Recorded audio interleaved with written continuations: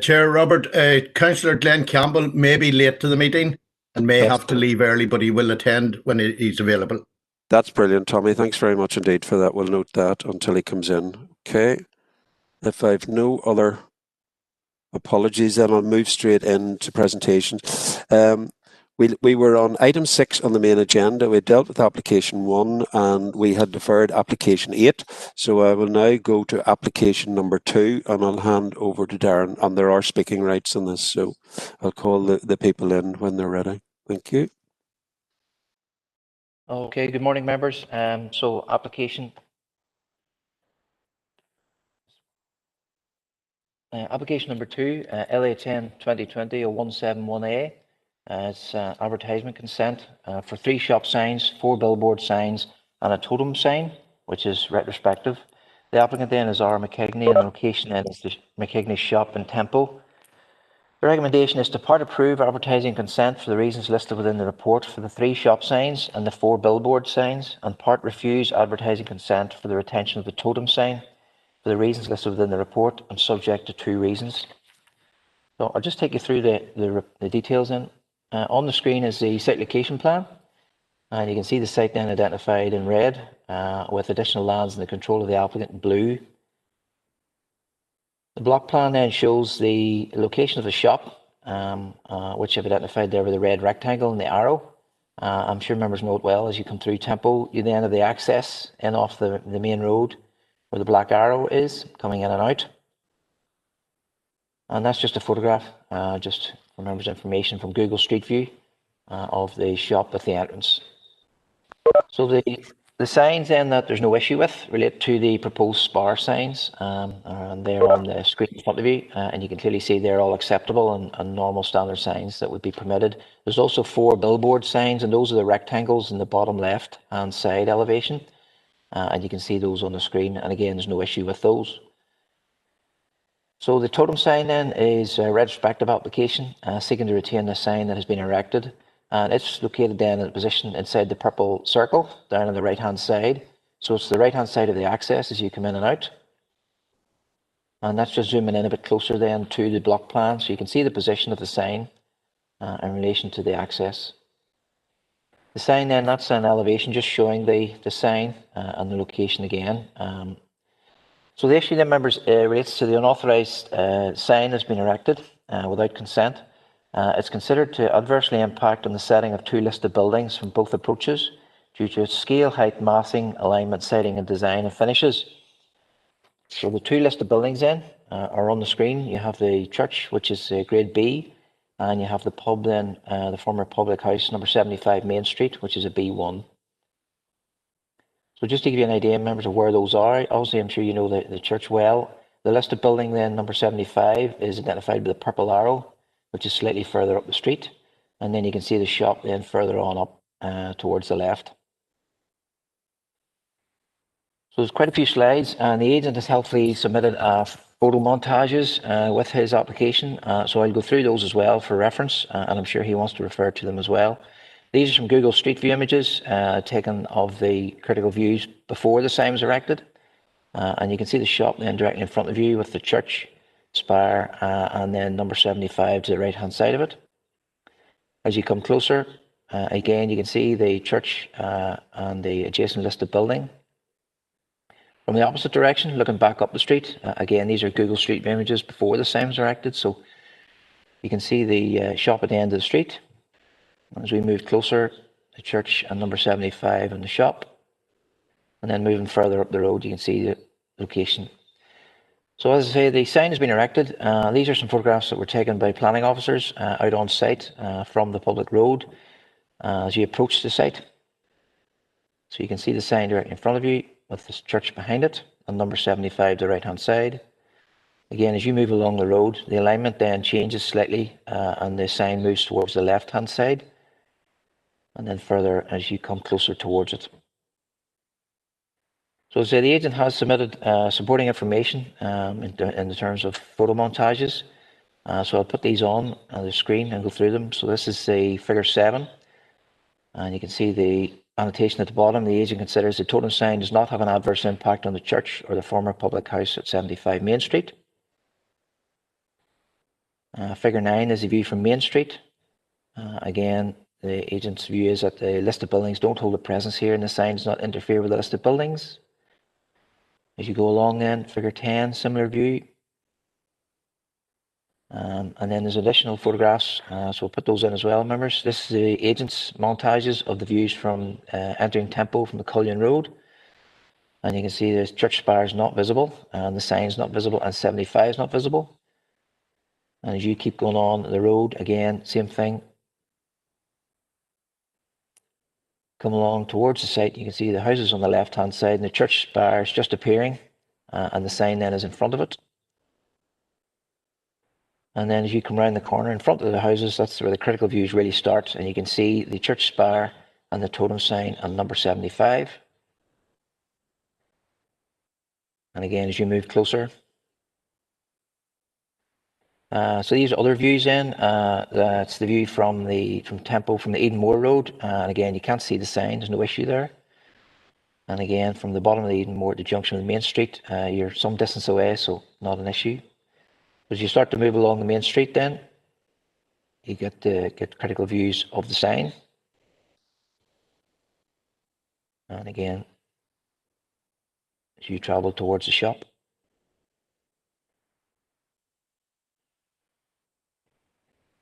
So this is a straight on view of number 75. And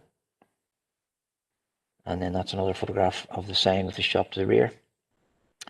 You'll note from the report, members, there is a case being made that there were previous totem signs located at the site, and the agent has presented photographs of those. So these are 3 photos of the former building that was on the site.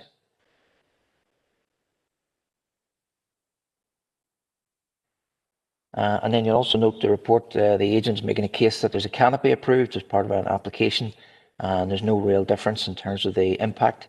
In fact, the impact would have a greater visual impact than the totem sign. So on the left-hand side is a photo montage of what the canopy would look like, and then on the right is the sign that's been erected. As you can see from the report, the forecourt canopy is not going ahead, according to the agent. And then from the opposite direction, you can see the forecourt canopy in front and the contrasting totem sign. So just to remind members, so left-hand photograph is the view before the sign was erected, and then on the right is an image from the agent showing the location of the sign in the context of where it is. And again, the critical views for me, members, are as you come around the front of those houses, looking towards the church and the old listed building and the historic context with the sign directly in front of you.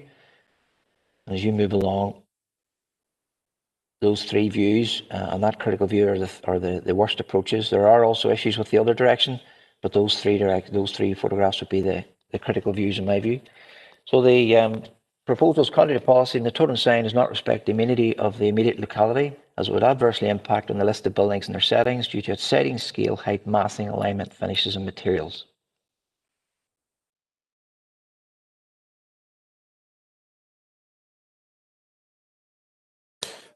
Thank you very much, Darren. We have speaking rights from the planning agent, Paul Heron, followed by representations from councillors. I'll come to that. Paul, I know you're in the meeting. You have 10 minutes. I'll start you when I start my stopwatch. You can use up to 10 minutes. I'll give you an indication when there's a minute to finish, and then questions may be directed to you by the committee members. Are you ready to go? Okay, can you hear me okay? Yeah. Yep. Yeah. You're good to go. I'm starting the stopwatch now. Okay, good morning, Planning Committee, ladies and gentlemen. Thank you for giving me the opportunity to speak here today in support of this application. The totem sign is being refused on the basis of a consultation response from Environment Division HED that is having an adverse impact on the nearby listed buildings, namely the Church of Immaculate Conception and the former public house at 75 Main Street. These buildings are both some 40 and 35 metres south of the site and do not directly adjoin our applicant's site. The HED and Planning Department have stated that the sign has an adverse impact in 2 directions travelling in the village. This is not the case. I hope some councillors local to the area are familiar with the site and have indeed seen the sign from the ground, as we feel the impact on these 2 listed buildings is very subjective and minimal. Tempo is an elongated village with 3 primary routes leading into the village. Travelling from the north, we have the Cullion Road, from the south, Tempo Road, and from the west, the Edenmore Road. Given the topography of the land, there are no long-range vantage points of the village until you reach the limits of the village itself. In fact, you do not see the totem sign or church spire until you're in the heart of the village. That is travelling from any route in or out of the village. As part of the submission, we have provided a photographic survey in which we have presented regular photographs, as you've just seen there, when travelling the 3 main routes into the village. This photographic survey strongly demonstrates that the views of the listed buildings are totally uninterrupted and not affected when travelling from the Edenmore Road and the Tempo Road. We had requested the committee to visit this site to see for themselves, but understand there's sufficient information in front of you to establish this for yourselves. When travelling into the village from Cullion Road to northern direction, we have presented a number of photographs to show the small impact the sign is having over a very short distance. It is important to consider here that all the structures in question with this application do not come into view until you are well into the village. The first opportunity whereby one of the structures come into view is when you pass the school. At this point, you only see the top of the church spire, as previously seen. The totem sign or other listed building cannot be seen because of the mature trees and buildings in between. This is shown on page 3 of our photographic survey. To continue, the first opportunity we see all 3 structures is when you pass Tempo Medical Centre. This is page 5 on the survey. You will notice here that the row of terrace houses largely screen the totem sign from view. Only the tip of the sign is noticed, and our opinion at this point that the sign has little or no effect on the church spire. 75 Main Street is totally visible and unaffected by the totem sign. We assess this approach further as you approach the shop itself. As you pass the row of terraces just north of 1 Cullion Road and past 1 Cullion Road, this is page 6 and 7 of the survey, the sign does come in front of the church spire. However, in our opinion, even at this point, the sign does not have an adverse impact on the church and has no impact on 75, the former public house. The sign only sits approximately 1 metre than the ridge of the house immediately behind the site. The church body itself is completely obscured by the dwelling behind the forecourt, and as the photo survey shows, only about 10 to 15% of the spire is obstructed by the new totem sign. As you pass the shop itself, page 8 of the photo survey, the sign, spire, and number 75 are all viewed side by side. It is very clear that the settings of these listed buildings are not affected. The bungalows adjacent to the applicant's site screen out the views of the church. The sign in no way impacts the number 75 building, former public house. There is no adverse impact as been suggested by planning and HED department. I'm not going to go into much more detail on the other approaches to the village, as I think the photo survey speaks for itself, and the sign has absolutely no impact on the listed building settings from these approaches. The committee should be able to review this and come to that conclusion themselves.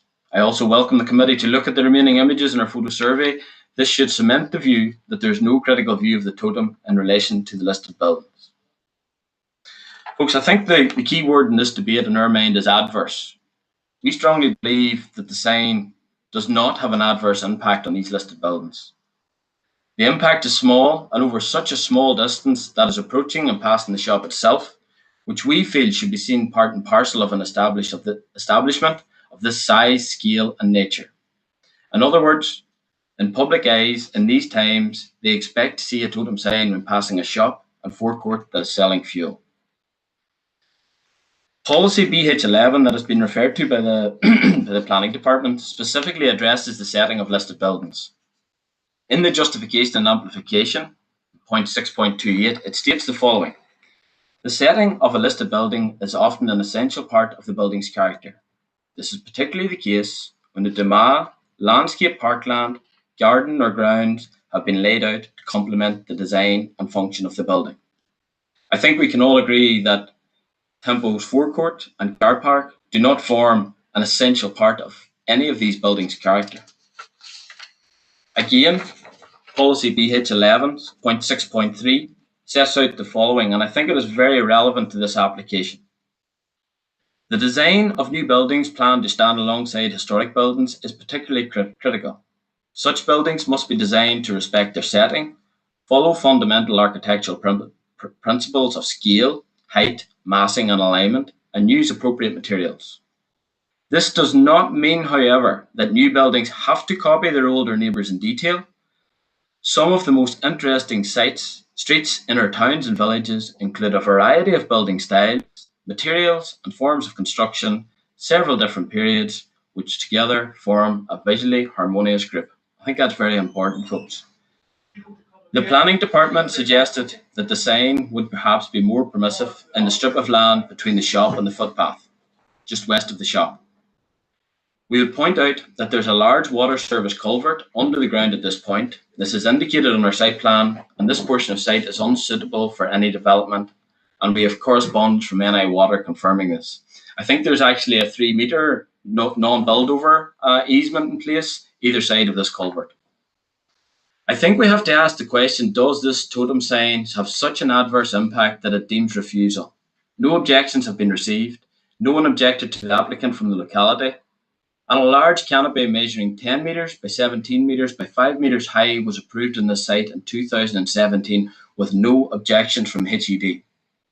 Can we really say that this modest in comparison totem sign, made out of similar materials, which is having a substantial positive impact on applicants' fuel sales, should be refused? The fuel forecourt is an important commodity for the local village. Without the sign, the viability of the fuel forecourt comes into question. The sign is an extremely important part of the scheme.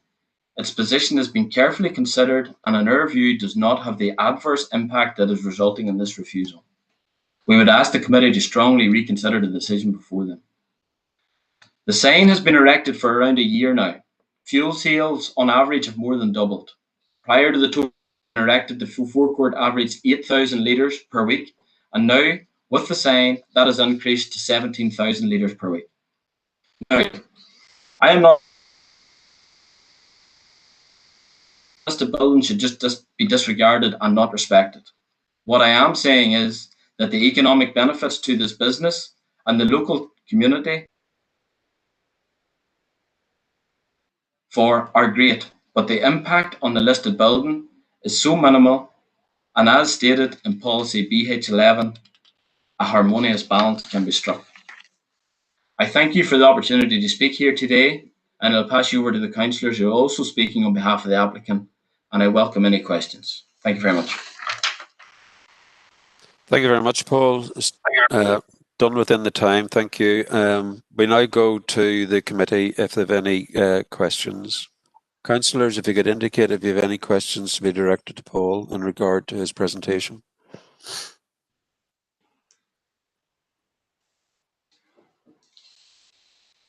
No? That was very succinct. Thanks very much indeed. You've quietened the ball.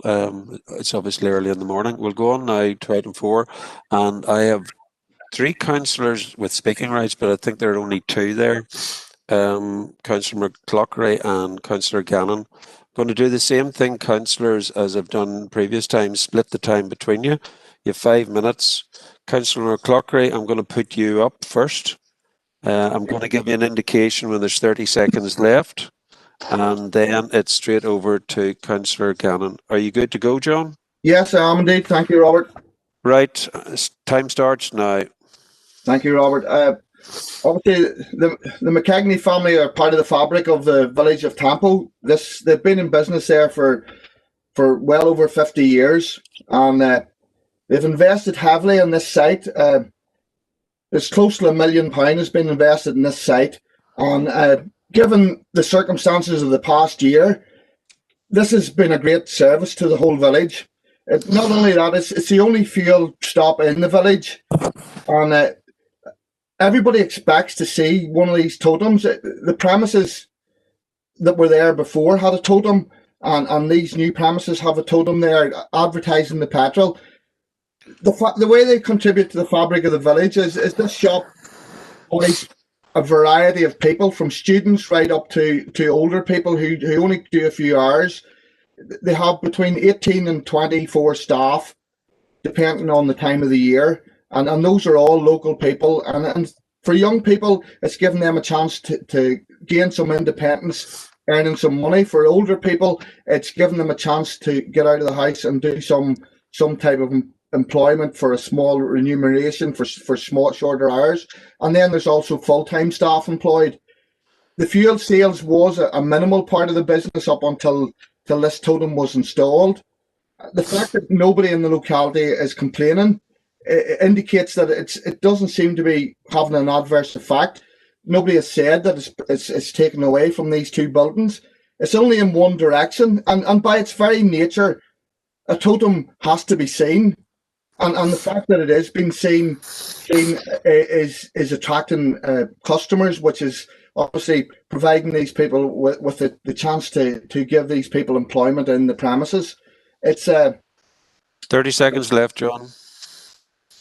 it's the chapel is situated off the road, and obviously the totem is going to attract, but it's only for a short distance while you're traveling on the road. And if you're walking, it's maybe slightly longer, but it's not taken away from it all the time. It's just for a short distance. There is nowhere else practical on the site to locate this totem, and it is out of the way. It isn't obstructing traffic, and it isn't obstructing pedestrians, and it just catches the tower of the chapel for a short period of time. Thank you, John. Go over now to Councillor Gannon. Adam, you're up. Thank you. Can you hear me all right there, Robert? I can, yeah. You've got right. two and a half. Go ahead. That's great. Said and McKegney's shop have been tempo for decades now, and in fact, they've been an established part of the visual amenity with their modern buildings that are already present there, along with the modern bungalows that are also alongside the sign. So they've been a big part of the village for quite a while, and they are a key part of the visual amenity of the village. It provides employment, as has been said, 18 to 24 staff, which is very important for an area like Tempo, and it does provide a vital service to the community. It's the only fuel stop, and it's a shop of reasonable size, providing vital services to the area. The applicant has invested significant funding into improving the business, which is why the totem sign and other advertising has come about in this application. I think we should be encouraging all investment in our local business as we can. And as with any business, advertising is important, and every business should be able to advertise in the correct manner. And before this sign was erected, it was very difficult for those passing by to know that the shop also sold fuel and had that fuel forecourt. And this sign has clearly changed that. So it does have a real material economic benefit, and that's something that especially in these difficult times, that the committee should consider, as it is a big economic benefit to the shop. Just looking at the visual impact of the sign, it's typical totem sign seen in towns and villages across the north. It's a normal and important part of the visual amenity of villages and towns across the north. And as well as that, as with some of these things visual, it's subjective.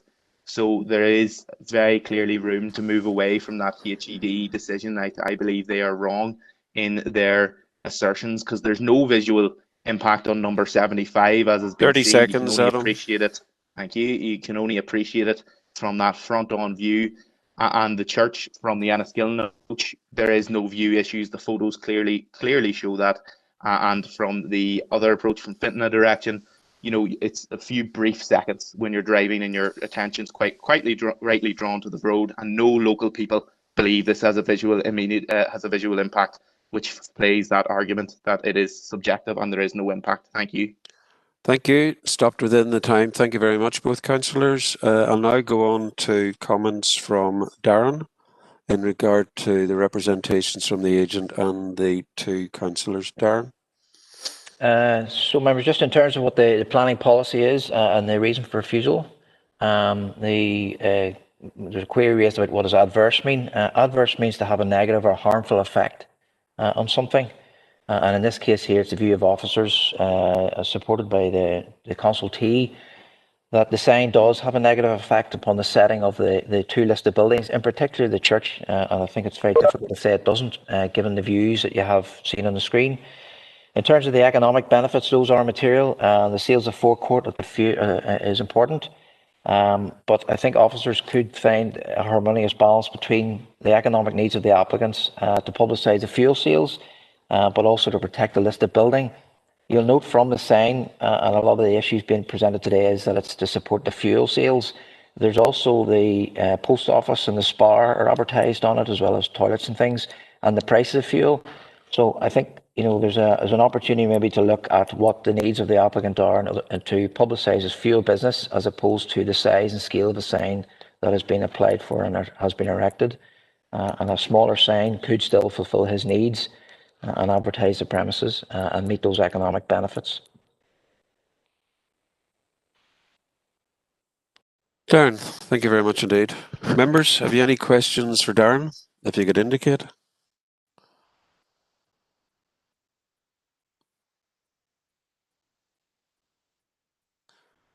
Councillor Robinson, Paul.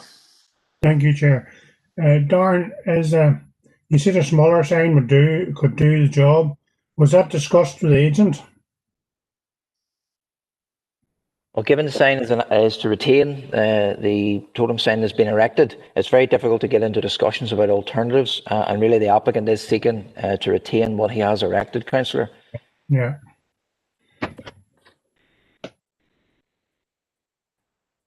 Darren, just to think, could you put up a couple of visuals just to help the members refocus on what we're talking about? I think you had one or two directly coming in from the overhead. Sorry, Councillor, my slide show's just gone. I know that, I say that, yeah. That's why I've asked the question. Is that up now? Yeah. You can see that now?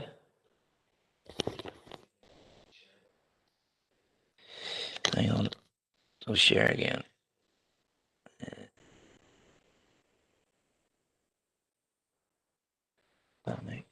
What are you saying? From current slides.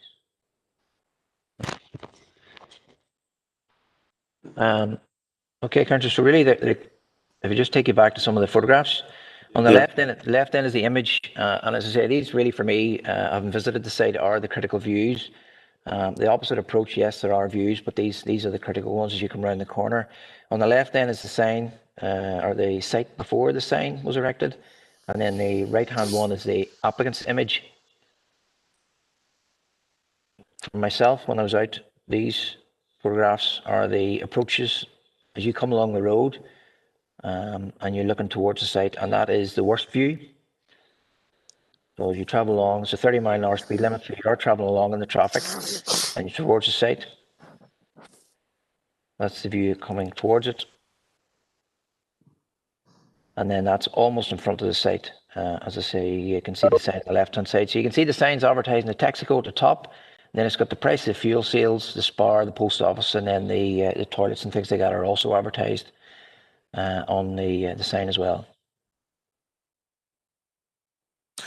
Darren, could you go back to the previous slide? I think the critical view, that's the critical view. I think the one that you've just gone from, that's it there. I think, members, the critical issue here is that the sign actually is above the ridge height of the bungalow, directly in line with the church spire. And that may be the issue that you may want to focus on, in that by elevating itself above the line of the flues, the chimneys, it then becomes prominent and in part blocks out the church spire. It doesn't maybe directly impact upon number 75, but there's a direct impact upon the visual view of the church spire for a short distance, but that may be an issue you want to tease out in regard to scale, height, scale and massing, not necessarily the position. Sorry about that, thank you. Anybody? Yes, I've got Councillor Smith. Chris? Yeah, I would ask whenever we come to make decision if maybe Darren would bring up the exact wording on the refusal just at that point, please. Okay. Earl, you're next up then. Councillor Thompson. Yeah, thank you very much, Chairman, and thank you to Darren. Darren, it's obviously to do with height of the sign. So most your visual view of the chapel and its surroundings. Is that discussed, or has it been discussed with the agent and the applicant with regard to the height of the sign?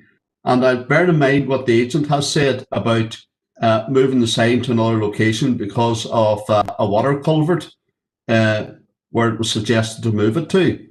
So I don't think they have any option. My reading of it, there's no other option as to keep it where it is. But is it that can that be remedied by the height of the sign? Councillor, the critical issue here is that the description of the proposal is to retain the sign that's there, and that is what the applicant is seeking. And I think members need to bear that in mind, that that is what the decision has to be made on. The issues in the report set out why the sign's unacceptable. So it's not just the height, it's the design and the appearance of it in relation to the other two listed buildings. For me, had it been a proposal, we would have got into discussions about the height of it and sought to reduce it. So in other words, take some of the details off. For example, the pricing of the fuel, I don't think is necessarily essential. Or the spar sign in the post office, maybe you could have incorporated that into a smaller sign, but certainly had it been a proposed sign, yes, officers would have tried to get it reduced and work with the applicant, but that's not what this application is for. The application is to retain what has been erected. So further discussion is necessary, you're saying? No, further discussion wouldn't lead to any change, Councillor, because the signs are erected.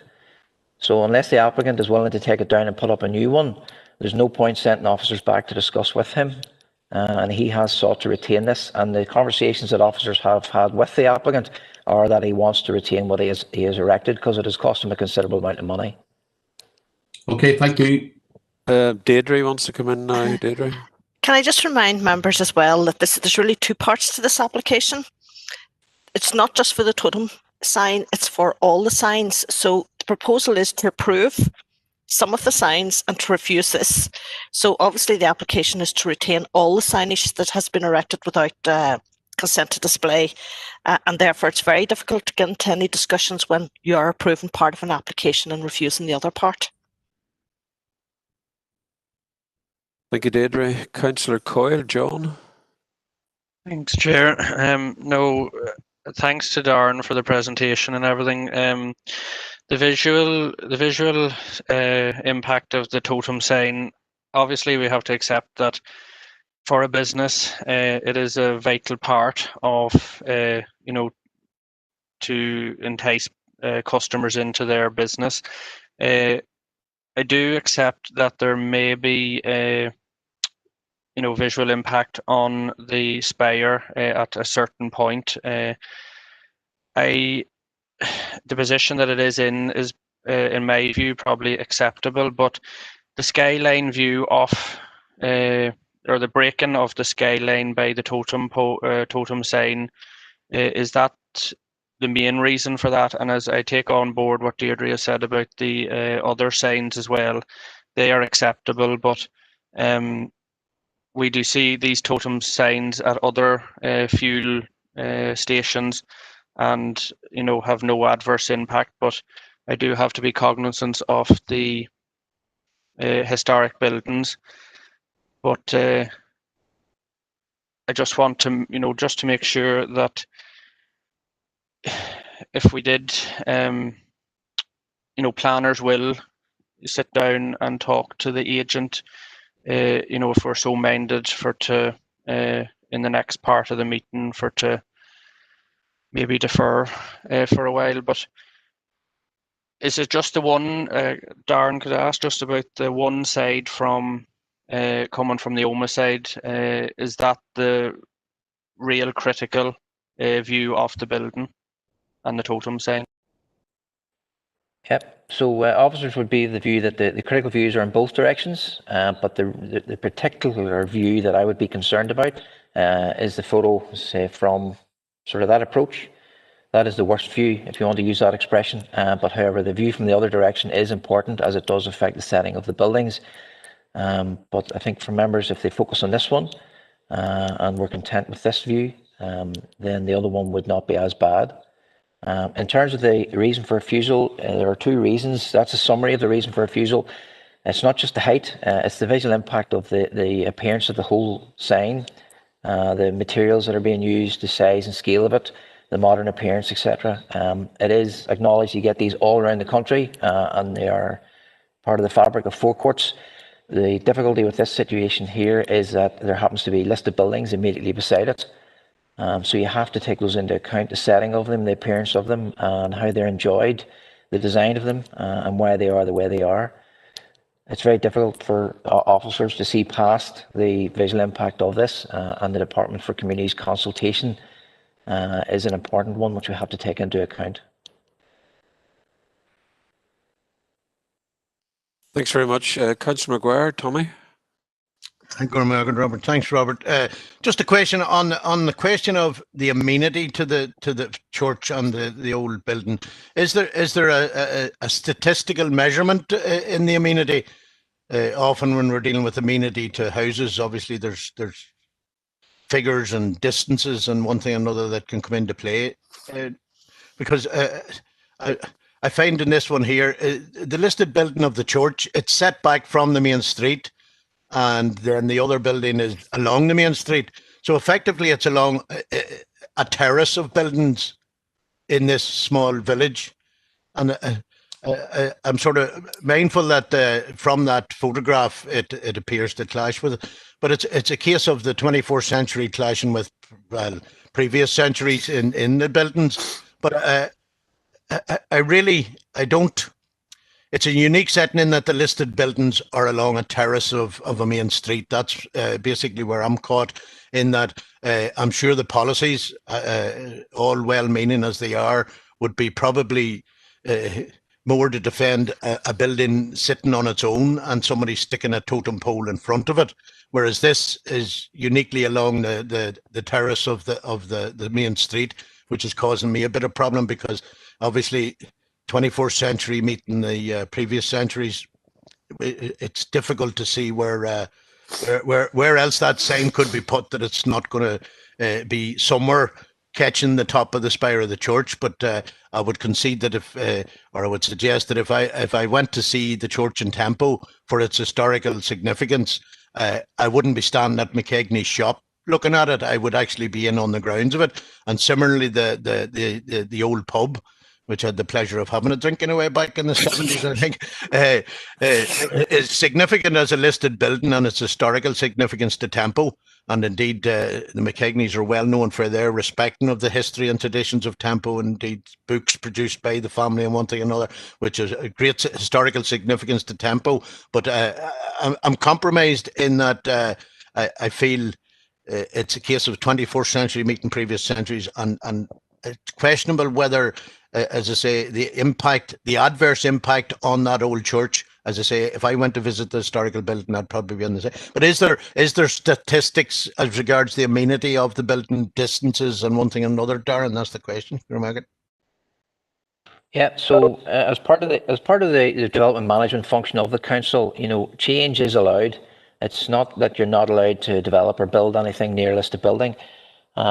The critical thing, though, is the change has to happen in a positive way that doesn't affect the integrity of the listed building. So the setting of the listed building is the key thing here. So what is the setting? The setting is where you see it from. There is no measurement. Like if you take St. Paul's Cathedral in London, you see it from a long, long distance away. It's impossible to give a distance and things like that there. In this case, it's where do you see the listed building from? So the church, you see it from the front, directly looking at it, but you also see it as you come around the corner of that road. And that would have been the distinctive sort of appearance of Tempo in years gone by. So the question for members is, how does this sign affect your enjoyment of the church and the listed assets there? Does it adversely affect the setting of it, or does it not? And as I say, in relation to the sign that's there, the difficulty for officers is, had this been a proposal, we would have asked for the sign to be reduced down and maybe kept to the gable height of the house next door, and therefore it wouldn't have impacted us significantly. Because it's a retention of an unauthorised sign, there are no room to negotiate. What's there has to be either approved or refused. Do you want me to put it back up again?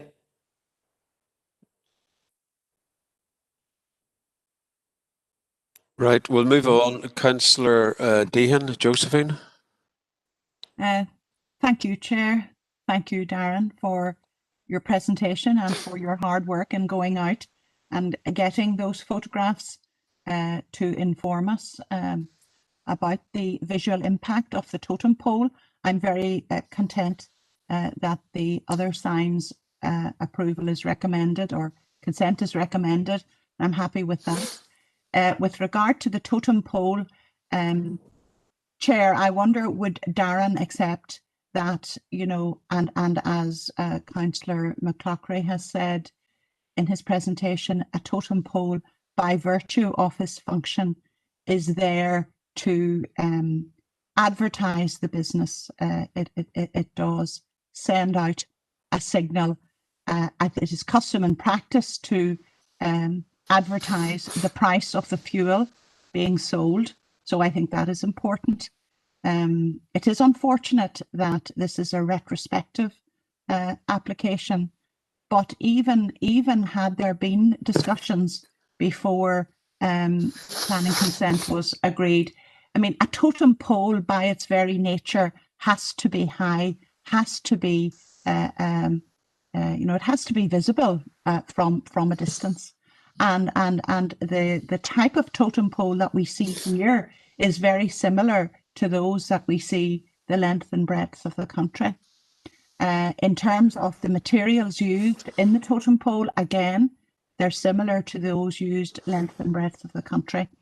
For me, the main thing is just the Texaco sign, which does, for a very short distance, impact on the view of the church spire. But, you know, I mean, as other contributors have said, you know, we're talking about merging the 21st century with previous centuries. The two buildings immediately adjacent to the business are modern bungalows. You know, I feel myself that the agent has made the point very well that the adverse visual impact is only on a very limited number of views and for a very short distance as well. So my question for Darren really is, would he accept, and given the huge economic benefit of this business to the town of Temple, and also the employment it gives, and the statement from Mr. Heron that since that sign went up and the business has been renovated, business has improved significantly. I think we have to take that into consideration.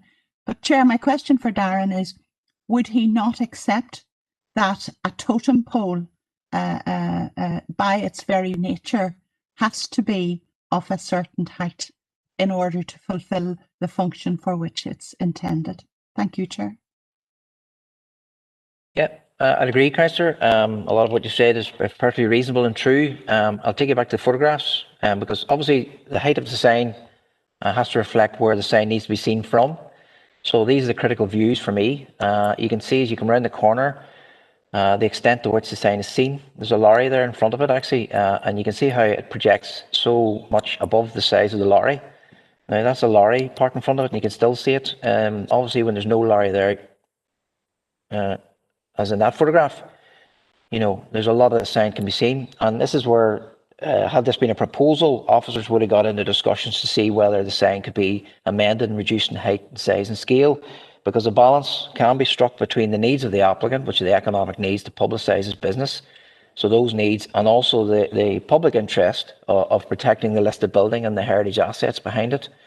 And that's the balance that has to be struck. In this case here, it's very difficult to say it doesn't affect the setting of the listed buildings, in particular the church spire, because it blocks it out.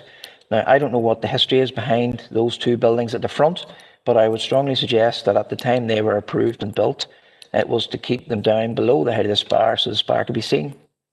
But I don't know the history behind that. All I can go on is what is in front of us, and having regards to the consultation reply, the critical views on the ground, there clearly is an issue in relation to the size and scale of this in the context of the listed building.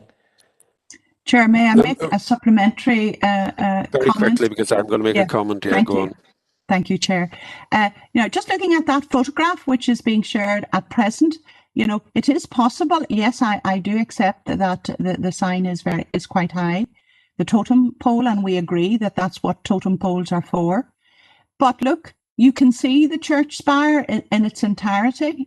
You can see the four corners and the spire, and even in the previous view, you can still see the top of the spire. So you can recognize it as an historic church tower and spire, and you wouldn't have any difficulty in recognizing it as that. And also, if you were driving past there, it would only be a momentary interference in your enjoyment of that view. If you're walking past, unless you had your head held high and were looking to the skyline, you probably would not be, it wouldn't really spoil your enjoyment of certainly of the street view of the spire. Thank you, Chair. Yeah, so just if I could clarify there, sorry, Chair, I know you want to speak on. Just in terms of the policy test, members, it's not whether you can see the sign. The critical issue is, does it interrupt views of the listed buildings? Does it detract from that? Does it dominate that and take away from the listed buildings? It's not whether you can see it or not. So it's the impact that it has upon your views and your enjoyment of the listed buildings. That's it. Members, I don't normally give steers, but I do at times. I think what we've got here is a combined application. The majority of the signs that are being applied for or approved, we are stuck on the totem pole. And the totem pole basically has an issue in regard to policy. And no matter how much we try and wriggle around it and we talk about a deferment, the application is actually for the retention as is, no discussion and sorted out.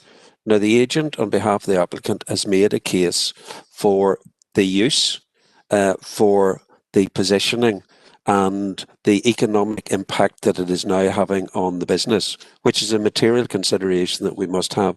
But the issue that Darren says is quite right. There is no room for wriggle here in regard to reducing or slightly positioning. It's for retaining. What we may need to look at is approve all the signs that are there and take into account that there is a discussion, I think, that could be had, that needs to be had between the agent and applicant and our officers to actually see what style and height of totem pole would do. Because if you do look at the critical view, it is above the ridge line. It does impact because it reads beside the church spire from certain views, and it's the critical view from all views. We can't just say if we're going along the main street then we look directly in at the buildings. There is still an issue, but I think there is a route, but it is up to you. But I think we need to segregate out this part of the application, and maybe that needs to come back as a fresh application so that a proper discussion can take place, and I think a solution can be found. That's my consideration, but it's up to you as to what you have, what you want to do. Councillor Smith, Chris. Thanks, Chair. I agree.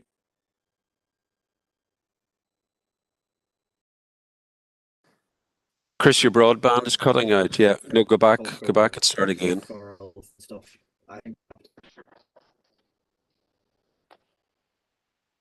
Now? Yeah. I can hear you now. Start again, Chris. No, you're getting cut out. I think you're right. I'm getting, I think, yep.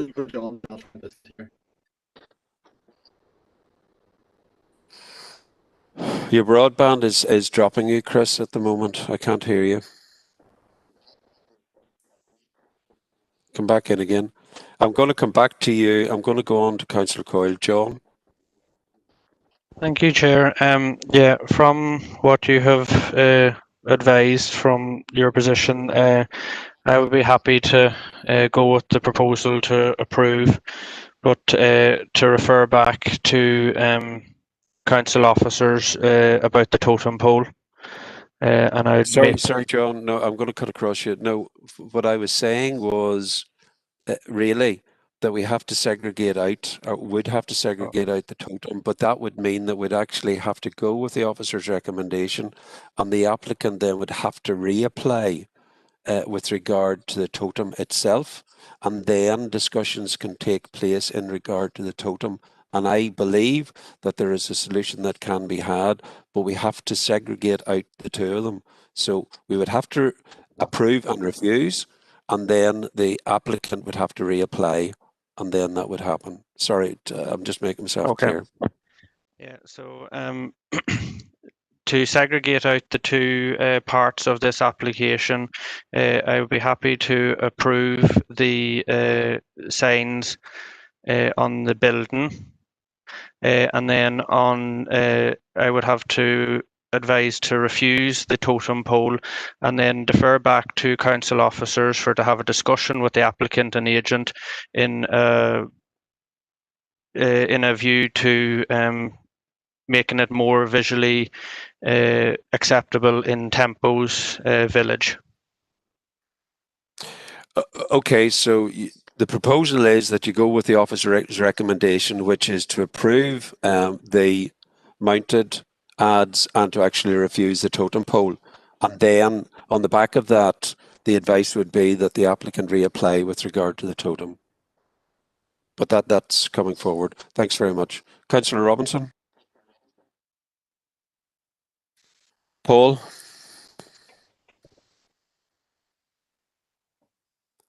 Sorry. Chair, thank you. Yes. I'll second that proposal. Okay, thank you very much indeed. We have a proposal, and it's been proposed and seconded, and that's to go with this officer's recommendation to part approve and part refuse. Obviously, with the caveat that we would hope the applicant would reapply in regard to the totem pole, and the proper discussion then can be had, but that's up to the applicant. So, all in favour? Okay, thank you very much indeed. Councillor Smith, I'm letting you in, but No, I think you were trying to do that, but your broadband was letting you down, Chris, and I couldn't wait to come in. So I could hear bits and pieces of what you were saying. just to say, I would actually be in favour of allowing the well, it's gone through now. It's gone through now. Thank you.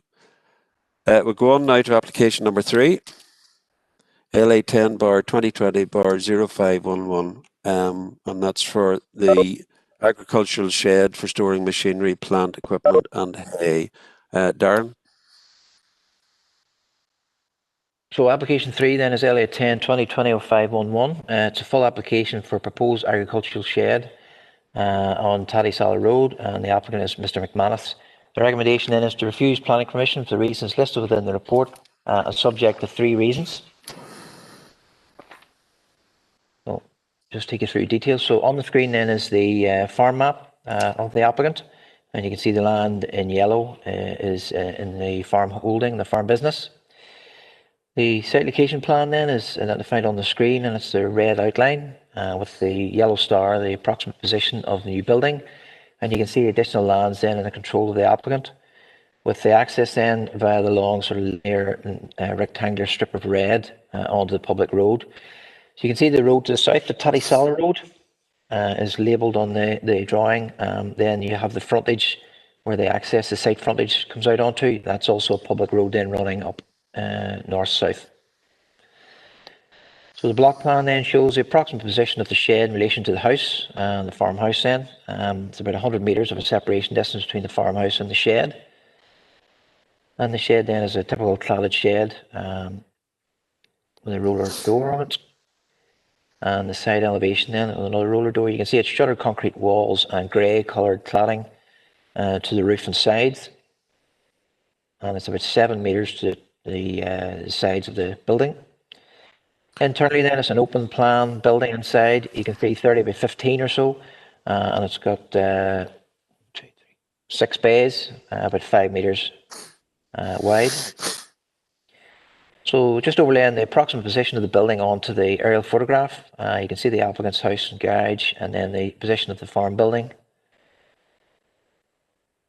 So some critical views then. So if we're standing then at the road, looking in the direction of the purple arrow, across the fields then towards the application site, that's the view you're getting there. And the site for the new building then is on the left, in front of the trees at the side.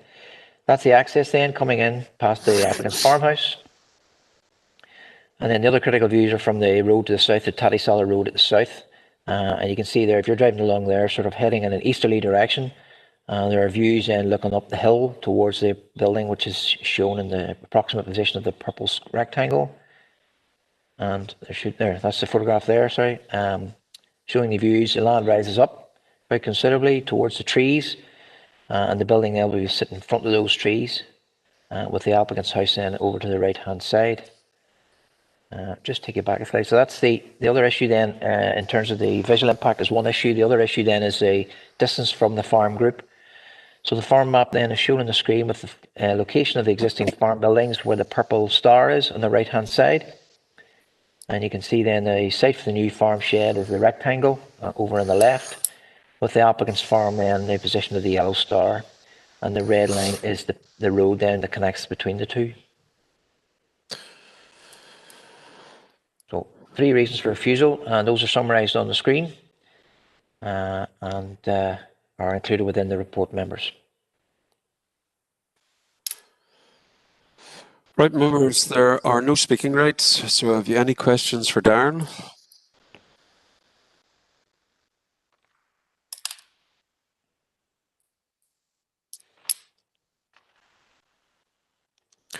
Councillor Dehan, Josephine? Chair, I wonder would Darren mind showing us the maps again, please? Thank you. The farm map and okay, yes. So yep. That's the there.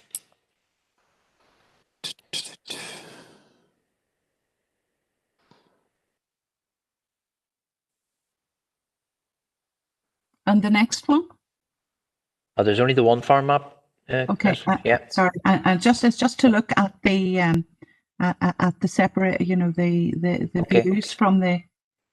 I think the issue, yeah, you're trying to find out where is the site in relation to the farm holding. Yeah. Okay. Thank if you look, members, at the top of the screen, you can see fields 4, 7. Yeah. So that's the farm group is up there. Yes. And then if you come down the road, you see to field 3, which is the bottom left. Yep. Yes. Okay. So if you can recall those photographs, what I've done is I've pull that out. I'll tilt it around 90 degrees just to fit on the screen. Okay. Yeah. So you can see the farm group then on the right hand side, and then the farm shed is located in field 3 on the left hand side. Yeah. Thanks, Darren. Have you any questions, Josephine, or is it just the applicant's house and shed is beside that field 3? Yes, is that the yellow star. Yeah, yeah. Yes. See the yellow star. Yes. Yellow star, bottom left-hand side. Yeah, Chair. So that is the applicant's dwelling house, and there's another building beside it. Is that a domestic garage, or is that a store, or what kind of a building is that? You can see there on the screen. That's the applicant's dwelling on the left, and then that's that outbuilding at the rear. There's no information on what it's used for, although at the site visit there was no evidence it was agricultural, but it could be used for agricultural uses. I don't know. There's no information on it. Well, Chair, I would think we would need a bit more information before we can take any decision on this planning application. The problem, Josephine, is that the information should have been front-loaded. I think some information, if you look at the paper, was provided later on in August by Ross Planning, but still it doesn't seem to meet the policy in regard to what's going on. It's a building and there's no other buildings close to it. No case has been made to say that that building at the back of the house is a farm or agricultural building. We can't assume. Yeah. Chair, could I just clarify from Darren, if we had information that that building just beside the applicant's dwelling house, if it were the case that that building was used for agricultural purposes, would that then meet the policy requirement regarding the siting of the proposed application site in terms of proximity? Members, you'll know my views on these type of situations. It's very, very dangerous to do hypothetical situations, members, and get into discussions when we don't know. The application has to be determined based on what's being presented. The application wasn't front-loaded. Officers had to go look in the information. Information came in, and the applicant has had opportunity to present his case. Now, it's for members to decide what to do here, but the difficulty for officers is we have to determine what's in front of us. Do we keep going back and back and back and delay and delay and delay applications even further, or do we determine what has been presented? I'm going to call Deirdre in, but I'll make a comment from the chair. We do actually call in applications as we do now. We're looking at them to give applicants and agents the time to actually bring in more information. When they don't do that, it should not be up to us as a committee to keep deferring, because we actually have to allow our officers to look at applications timely and process them. So the applicant has been given ample opportunity and they haven't provided any additional information. I think there is enough in front of the committee to determine. But Deirdre? Just to add, in terms of whether that building is used for agricultural purposes, it's clear that the area around it, the yard around it, has not been used for agricultural purposes. When the planning officer was out on site, there was no evidence that it was used for agricultural purposes. And I have no doubt if it was used for agricultural purposes, the applicant would have been making that case. And the fact that they haven't made a case that has been used for agricultural purposes, to me, would seem to confirm that it is a domestic building associated with the applicant's dwelling and not an agricultural building. Thank you, Deirdre. Councillor Robinson, Paul? Are we ready to make a decision, Council Chair? Good, go ahead. I propose go with a recommendation of the officers. That's all right. You propose go with the officer's recommendation, which is to refuse. Thank you very much indeed. Councillor Deehan, Josephine? Thank you, Chair. Well, Chair, I have a contrary proposal. I would propose that we defer this application to give the applicant an opportunity to bring information to us regarding the use of that building, which is adjacent to his dwelling house. To me, looking at the photographs, Chair, it doesn't seem like a regular domestic garage or anything like that. That's so okay, Josephine. You're deferring to get further clarification with the applicant. That's okay. My proposal, Chair. Thank you. That's okay. Councillor Campbell, sorry, hold on. Chairman. Please mute. Yeah, you've just come in, so you can't take part. And hopefully my colleagues have advised of my late apologies for that. Thank you, Chair. That's okay, thanks. You can't take part. Thank you very much indeed. Deirdre, did you want to say something? No, it was just in relation to the deferral. We have given the applicant every opportunity to put information on this application. And obviously, whatever information has been submitted is information we are making this decision on. The protocol says that deferral should be really an exception rather than a norm, and we should only defer in cases where we know that there's information out there that would make a different decision or might lead to an approval, and we don't have that indication at the moment. We feel that whatever information has been submitted is the only information the applicant can submit in support of this application. And I think to defer on an assumption that there may be something else maybe goes against the protocol. Thanks, Deirdre. Councillor Coyle, John? Thanks, Chair. I'd like to second Councillor Robinson's proposal to go with the officer's recommendation. Thank you. That's okay. Thank you very much indeed. Councillor Donnelly? Sean? Thank you, Chair. Considering everything, I know it's an awkward thing and I'm following the break totally, I don't say too much, but I think it will be no harm to give the applicant another month. That's okay, Sean. That's all right. Yeah, you're seconding Councillor Deehan's proposal to defer. Yeah. Right. I have two proposals: one to go with the officer's recommendation refuse, one to defer for a month. I'm taking them in sequence. If you disagree with the first one, please indicate by raising your hand. And that is the proposal from Councillor Robinson to go with the refusal of the officer's recommendation. All in favour? If you're not in favour, sorry, hold on. If you're not in favour, just raise your hand so I can see you as a raised hand. If you're not, yep. So raise your hand, please. So far, not in favour. I have Councillors Deehan, Maguire, Rainey, and I presume Donnelly, because you've seconded that application. Is that Yeah, right, that's right. Sean? Yeah. I've trouble with this. Right. That means that I'll just look at my list. Councillors Irvine, Smith, Thompson, Coyle, Robinson are in favour.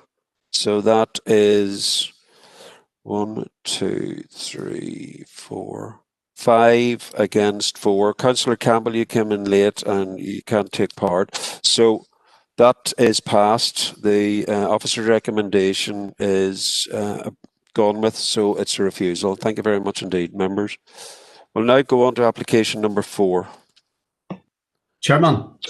Yeah, go ahead. Chairman, just on another issue, there's obviously a bit of interference coming in from another meeting, possibly. All right. Up the side. I think Councillor Curry may be involved. Right, okay. I didn't hear that, but I'll ask Damien to try and sort that out. Thank you very much indeed for that. Yeah. Okay, we're on to application number 4, and that's LA 10 bar 20. Yeah, I know that. That's okay. Yep.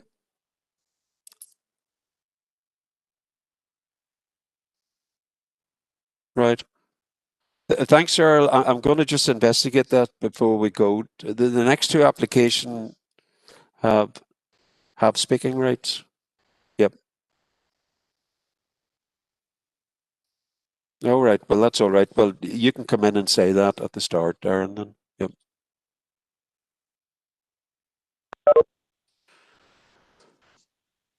Oh, you have to. Yep. Right, Darren, if you could come in. Yep. There's an issue about speaking rights here, so Darren will just update us on this one and the next one. Sorry. Okay, members, so application 4, LA 10 2020-0743, a full application to convert a dwelling to 2 self-contained flats at Ashfield Gardens in Fintona, and the applicant is Thomas Armstrong. The recommendation is to refuse planning permission for the reasons listed within the report and subject to one reason.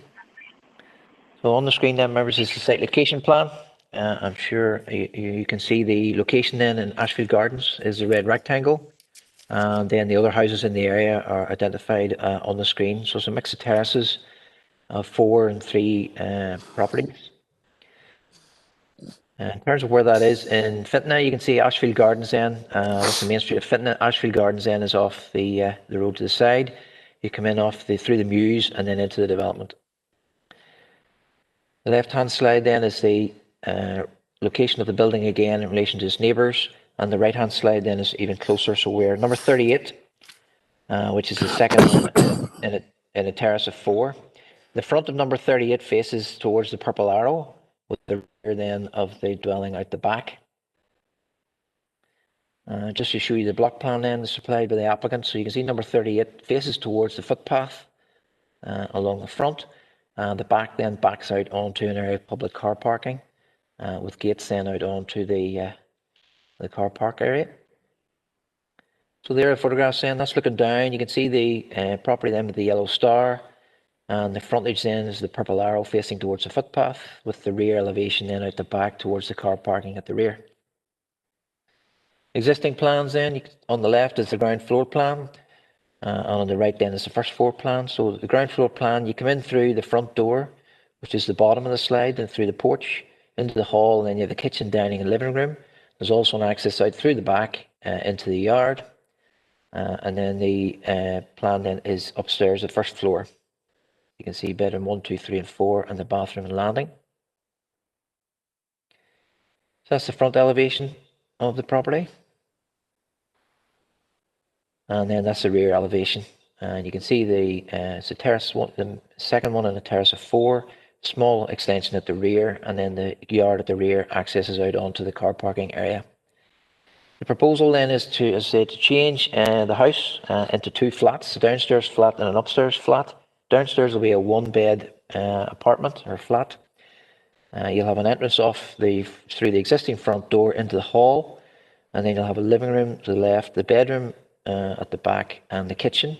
You'll also have then access out through the back through the porch out into the rear yard area. On the right-hand slide then is the first floor plan. You can see at the top of the slide there are new external steps to be erected and a new opening made through to create a doorway which will come into the kitchen. They then have a living room at the front of the house and 2 bedrooms then to the side, bedroom 1 and bedroom 2 with a bathroom. So the front elevation will not change, there'll be no alterations to it. The rear elevation then you can see the new doorway that's been erected and the external steps that are to be placed in the yard to allow access up to the first floor. So you'll note from the report then some of the issues relate to the visual impact and the adverse impact that'll have on the character of the area. So the view then at the back, you can see the rear of this property from the public car parking area. So you'll see the new steps and the entrance into the first floor. That's just slightly back from the car parking. You can see the white car there in front of you, just so the property's in front of you. And then a further view, this is further back along the road looking over towards the terrace. And you can see it's part of a building line of the existing houses along the site. And that's just zoomed in so you can get a view over the top of the fence looking at the property. So there are extensive views of the rear of the property and you will get to see the steps at the rear. So summary of the reasons for refusal, contrary to policy, as would have an adverse impact, adverse effect on the local character and environmental quality of the surrounding area, adversely impacting the residential amenity of the nearby third parties. The new steps at the rear fails to maintain or enhance the form, character and features of the design and setting of the existing building. The property is also less than 150 square metres gross internal floor space, so it's not suitable for conversion according to the policy. And in addition, one of the units, the internal floor space, is less than the minimum space standards as set out within the policy.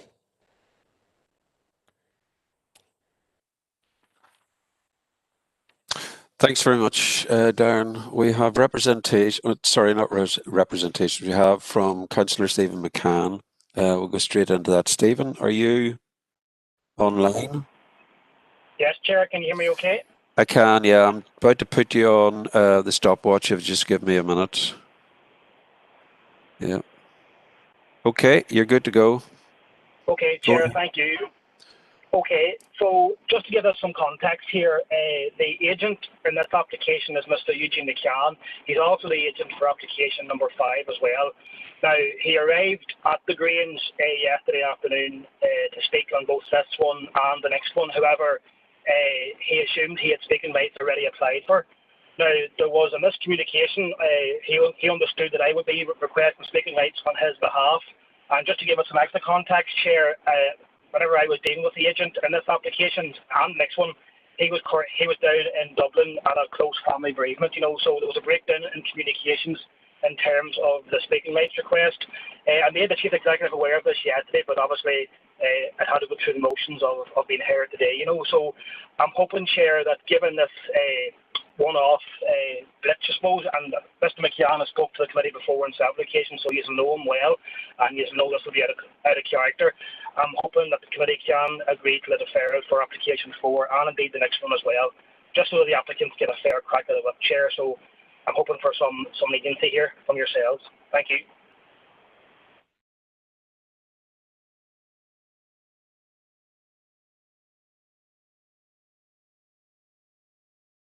Sorry, I'm on mute. Sorry, Stephen, you stopped within the time. Thanks very much. And I know you've alluded to the looking for speaking rights in regard to this and the next application.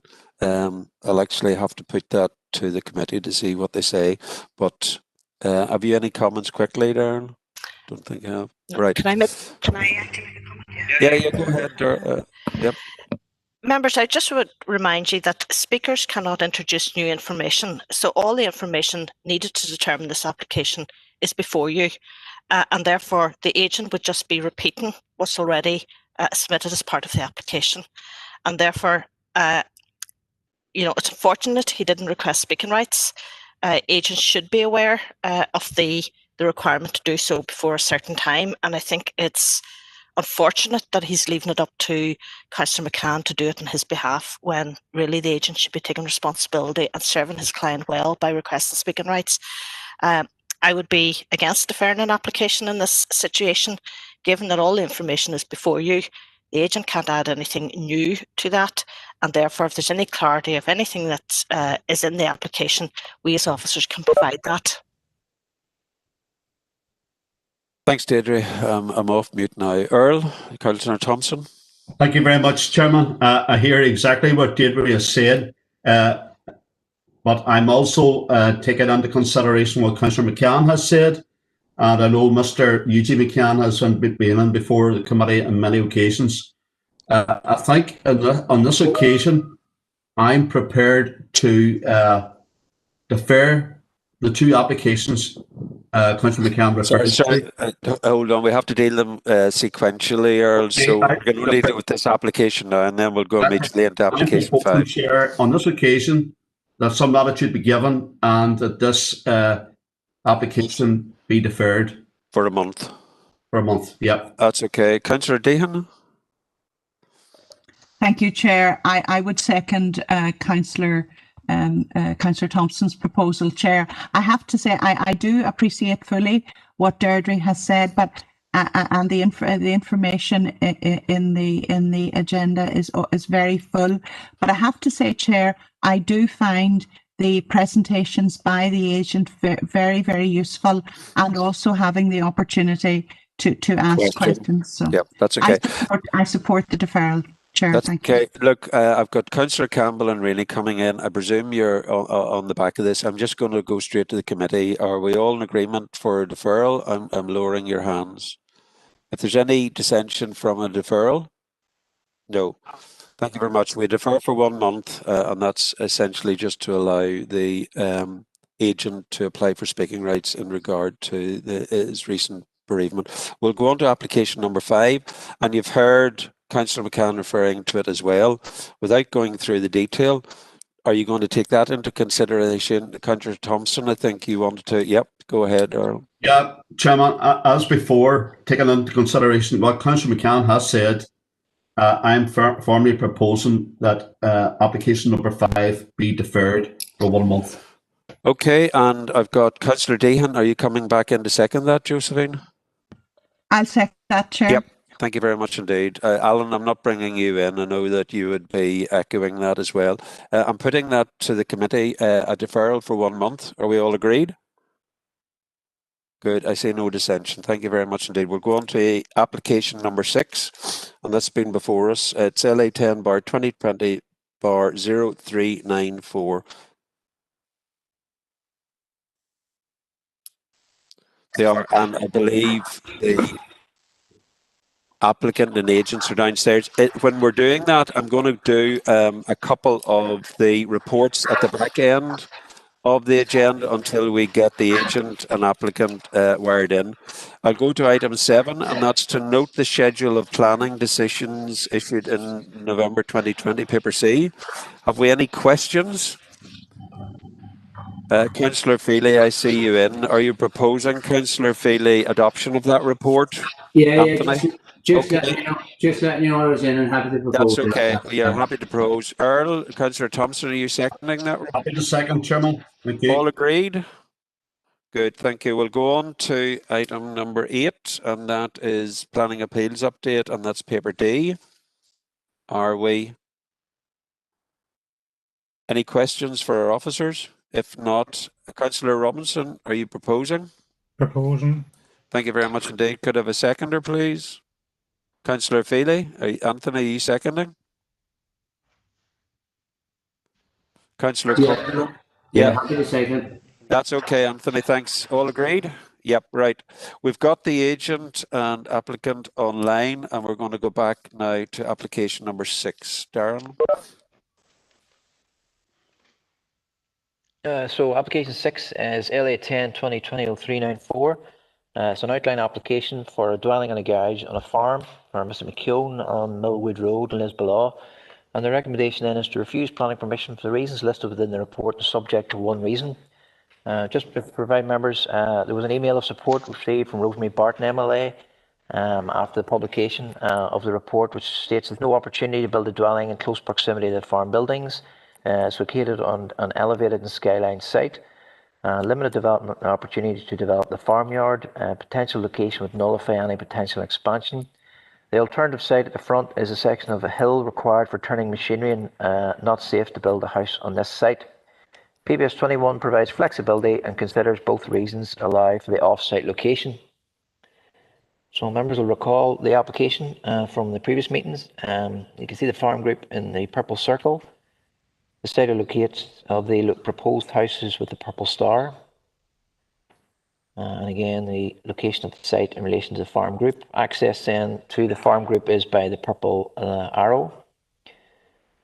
Critical views then, you can see the site is located adjacent to the road, with the road running then along the line of the purple arrow. The black arrow then is the existing laneway up to the farm group. And the critical view then, there's some photographs just from the yellow star looking towards the site. And that's the laneway then in front of you, and you can see the site then is on the left. And that's the field there, so it's at the back of that site in the far corner, as you can see on the screen. So one of the issues in relation to the application is the distance from the farm group.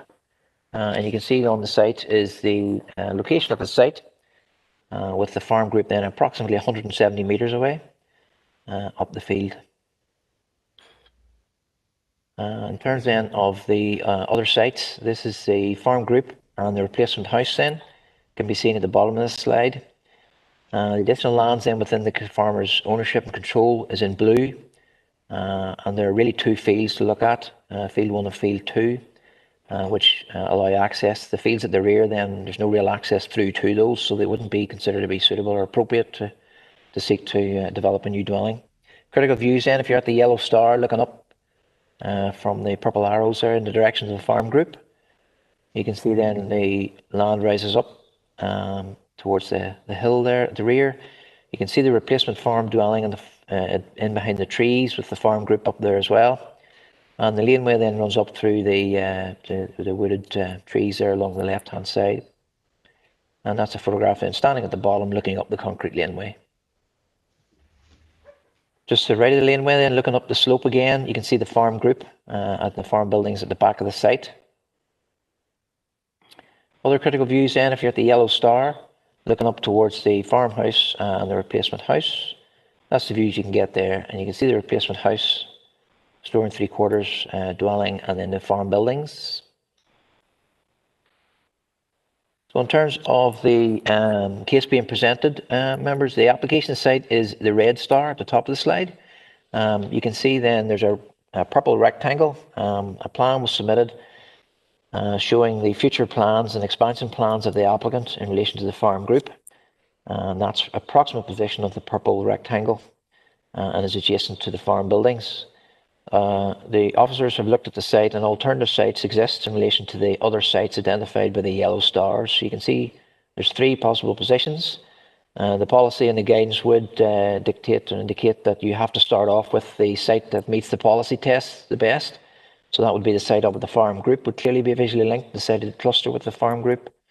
You then have another site slightly down the lane. Again, from the critical views travelling up the laneway, that would still visually link with it as a backdrop. And then finally at the bottom of the laneway, there's a yellow star on a site there, which would be the 3rd preferred site in the sequential sort of approach.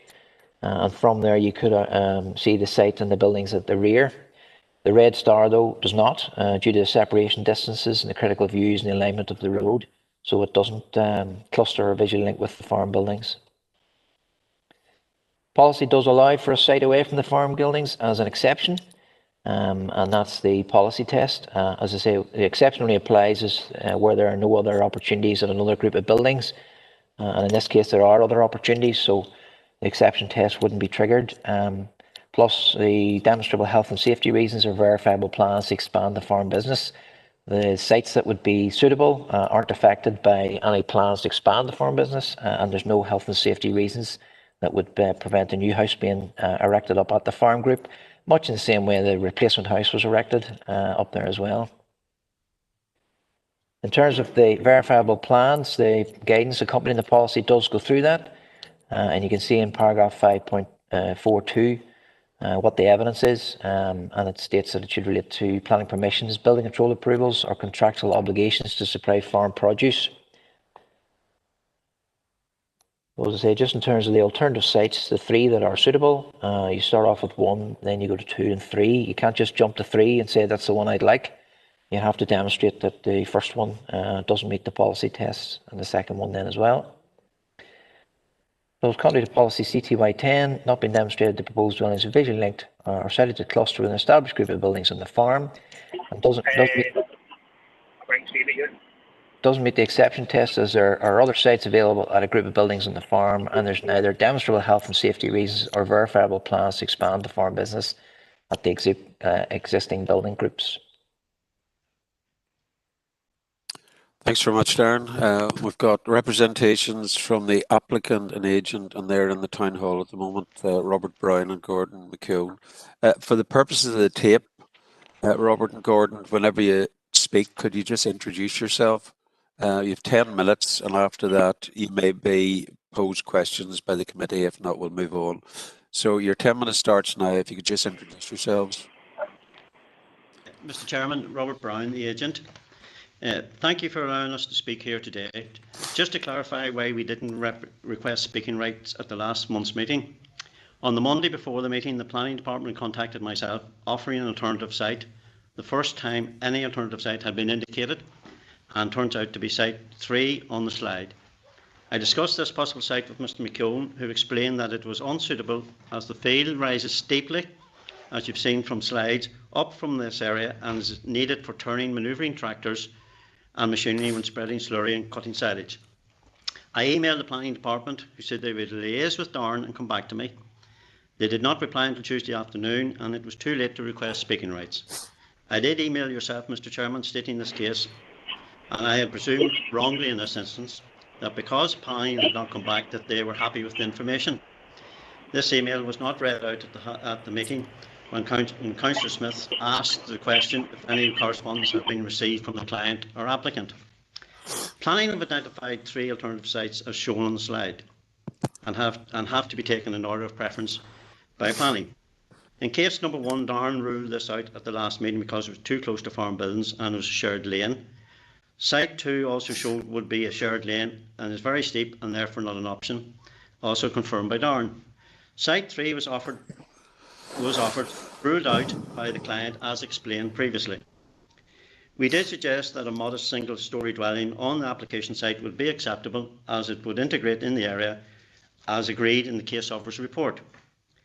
With regard to the proposed farm buildings, these are to be built in 2 stages due to financial restraints. The storage building first and then the silage pit. This also means that no planning application is needed because both buildings are less than 500 square metres. Darren also stated that the quotation from a building contractor which was received was only a quotation and not a contract. How many people have a signed contract when getting work done? A quotation is usually all you will get from a contractor and considered a contract. Darren also stated that the letter from the mortgage broker does not say that the client has been refused a mortgage.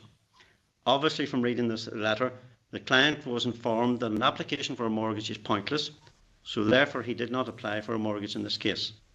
The letter states that the mortgages will not be given on shared laneways or laneways running parallel. We feel we have proven that there is variable plans to expand the farm buildings and that there is no alternative site on the farm. Thank you, Mr. Chairman. Thank you very much, Robert. Gordon, have you anything further to say?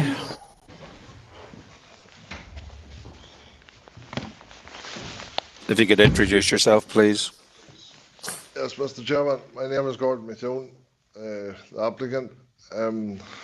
Just referring to the mortgage, there's no way possible to get a mortgage up a shared laneway, as I know from experience myself.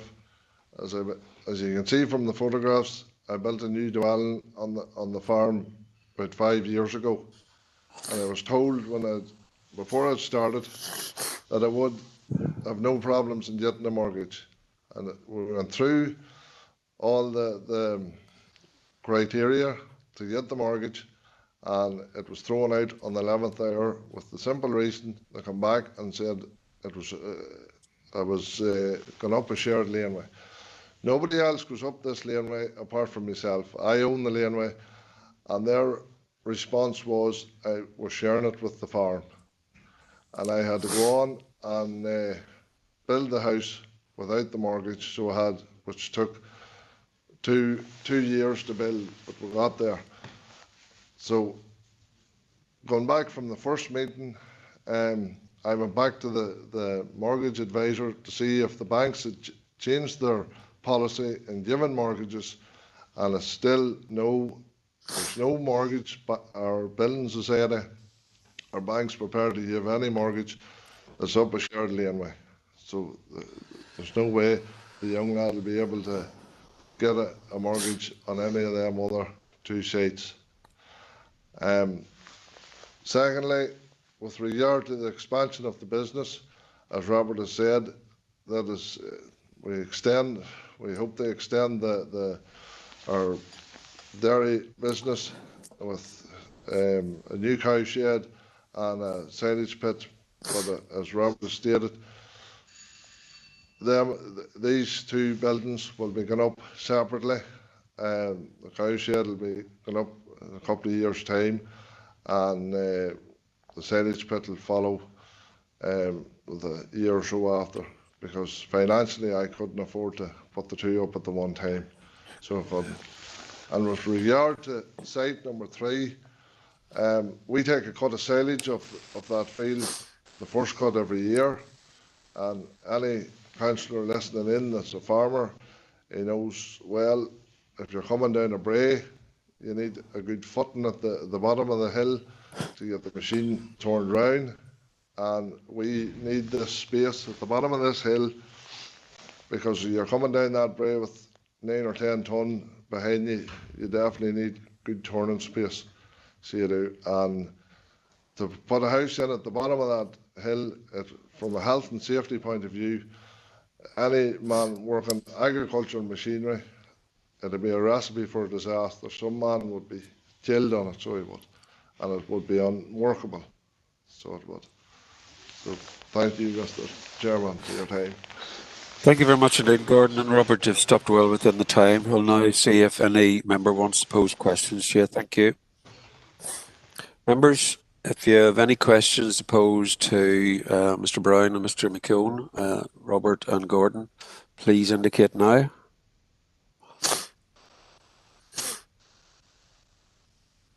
Right, I don't see any hands raised, so we'll go straight on to Darren. Darren, have you any comment with regard to the narrative delivered, please? No, members, just happy to take questions. Right, members, we're straight into questions for Darren. Anybody got questions for Darren?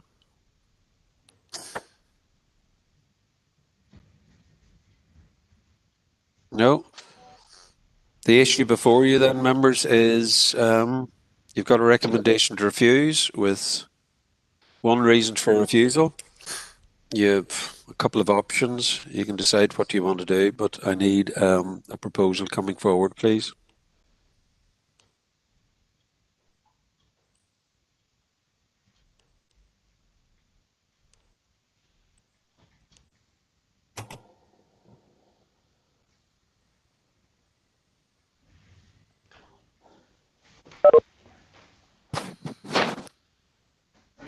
I hear the cogs turning, but I don't see any hands coming up. Oh, Earl. Oh, sorry. My problem, sorry. I was too far down the screen. Councillor Thompson Earl. Yeah, thank you very much, Chairman. And I've heard what the agent and the applicant have both said. And obviously, taking in consideration what they have said, particularly, obviously, Gordon being the farmer himself, and he knows, and there are other farmers on this committee, so they'd probably know better than myself. And he mentioned the financial constraints, he mentioned the practicalities of going to other sites, and he mentioned obviously the banks and the building societies not being able to give mortgages with regard to shared lanes and all that entails. I'd like to say to Darren, I don't think we have any other option with regard to this. maybe Darren can come back here.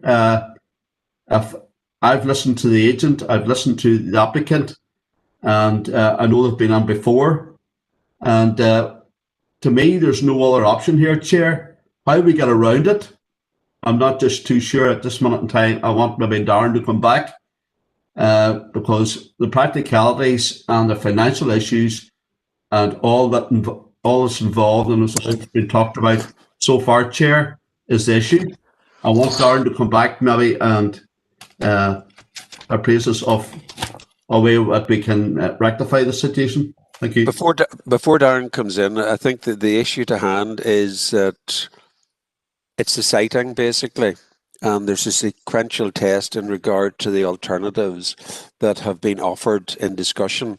And I think that is up to you as members, basically, whether you take into account the arguments brought forward by the agent and the applicant in regard to the unsuitability of the sites as highlighted. If Darren could bring the slide back up. It's not about whether a dwelling will be allowed. All the tests are passed. It's actually now siting close to the farm group. And if it's not sited close to the farm group, why should it be an exception not to be suited? And there are three alternatives, and why are these alternatives not suitable? So members, really you have to take into account that issue and work your way through if you're actually viewing that there is no other way but go with the applied for site. You have to rule those three sites out and state why you're doing it. I'm sure Darren will come back and... Yep, I think he is. He's waved his hands. I've summarised basically. So I've taken his job away. Maybe I get his salary for a day or two as well. Sorry. Did I see Councillor Campbell had his hand up and took it down? I'm going to ask Glenn, do you want to come back in? I know you took it down, but do you want to come back in? Chairman, no, I just, Councillor Thompson had covered really the point. Thanks. That's okay. Thanks very much, Glenn. Councillor Dehan, Josephine? Yes, Chair, I was going to make a proposal, but I'd be happy to give way to Darren as he responds to Councillor Thompson's query. Thank you. Right, Darren, I think he was waving and said I'd responded on his behalf, but I'll let him come in. Remember to say the role of myself really is just to keep you right in terms. So the policy, as I say, is CTY 10, and the policy requires new buildings to be visually linked or sited to cluster with the group of buildings. So Site 1 clearly does, Site 2 would do as well, and 3, you could argue as well, would be visually linked when you're down at the roads looking up at the site. It's for members to rule those out and say that they don't meet the policy tests, and then to justify why another site should be approved under the policy. So those other justification reasons are there's demonstrable health and safety reasons or verifiable plans to expand the farm group. Those are the two policy tests within the policy. So if members are going ahead and taking a decision on this, it has to be demonstrated that you either meet the policy or you don't, and the reasons why.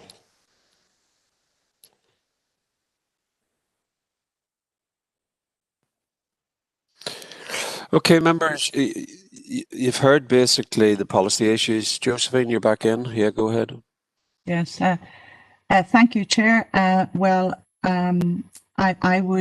have been very impressed with the presentations from Mr. Brown and Mr. McKeown, and thank you, Darren, also for your presentation and for stating quite clearly what challenges we have to overcome in order to grant planning approval for this application site. Mr. McKeown has had great difficulty, actually, he has described how he had not been able to secure a mortgage because of the shared lane issue, even though he owns the lane, but it's a shared lane with the farm. So I accept that, and it's to Mr. McKeown's credit that he actually has managed to build his own dwelling on his own resources without a mortgage. it is currently very, very difficult to build a house without a mortgage. So that is a key factor that we should take into consideration. So I think that would effectively rule out sites 1 and sites 2, Chair. Site 3, I do accept that in terms of utilising the field for harvesting silage, that health and safety issues are paramount. As Mr. McKeown has said, the lane is on quite a steep incline, and due to heavy loads, heavy machinery, I do accept that it would not be ideal to put a dwelling on site 3. So I am happy under health and safety regulations that site 3 should be discounted. So then I would feel, and particularly taking into consideration, Chair, the plans that Mr. McKeown has to expand his farm business, which he is well entitled to do, and he has outlined the fact that his expansion will take place in two phases: the cowshed first, and then the silage pit later. And I accept that, and we are all working under quite severe financial constraints at the minute, so I do accept that. Chair, taking all these factors into consideration, I would propose that we do not go with the officer's recommendation, but rather that we would approve a dwelling on the application site. Thank you, Chair. Thank you very much, Josephine. I've got Councillor Campbell coming in next. Glenn. Well, Chairman, I would be content to second Councillor Deacon's proposal for the reasons that Councillor Deacon. Thank you very much. Yeah, Councillor Thompson, I believe you were trying to get into possibly second as well. Second, Councillor, and she covered a lot of what we've been really discussing. And as Darren had said, I'm very, very happy to support Councillor Deacon and Councillor Campbell, who seconded that. Because I think that is really the only way forward with regard to this application. Thank you, Chairman. That's great. Councillor Rainey, I cut you off before once. I'll let you speak now. Sorry, Alan. Go ahead. Alan, can you hear me? Councillor Rainey? I said I have listened carefully to the presentations, and I'm willing to support the proposal. That's okay. I'm willing to. That's brilliant, Alan. Thank you very much for that. I'm mindful of time. Councillors, if there are no further proposals, I'm going to propose proposal to the floor. It's been proposed by Councillor Deehan, seconded by Councillor Campbell, that we go against the officer's recommendation and that we approve this application for those reasons of rebuttal as provided by Councillor Deehan. All in favour?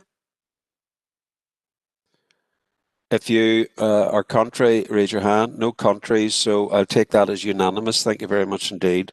I'll go over to Darren now in regard to possible... Yes, members, just in regards to conditions. Conditions. If I could just run through, there'd be a few suggested to you. A ridge height restriction would be needed given the sort of the prominence of the site beside the road, so possibly a 5.5 metre ridge height, which would be a bungalow appearance of a dwelling. A siting condition, then landscaping to retain the existing landscaping and a proposed new landscaping plan. Levels of the site showing the existing and proposed ground levels, and also then standard roads conditions in terms of the new access. Councillor Thompson Earl, I presume you're in to actually propose those recommendations. Thank you very much, Chairman, and thanks to Darren for the conditions. Happy to propose the conditions as stated. Thank you. Thanks very much. And Councillor Robinson, you're coming in to second those conditions, I presume? Chair. That's okay. We're all happy with those? Yep. Thank you very much indeed. Thank you very much indeed. Thank you very much, Mr. Brown and Mr. McKeown. You can now leave the town hall unless you wish to stay. We'll move on now to application number 7. That's LA 10/2020/0679, farm dwelling and domestic garage.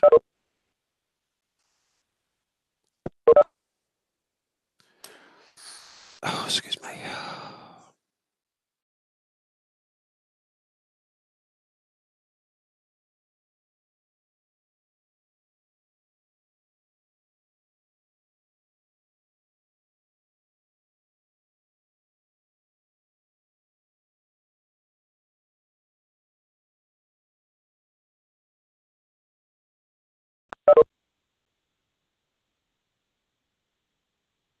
So application 7 then, members, is LA 10 2020 0679, an outline application for a farm dwelling and domestic garage on Motor Road in Barra for Mr. McDade. And the recommendation is to refuse planning permission for the reasons listed within the report and subject to 4 reasons.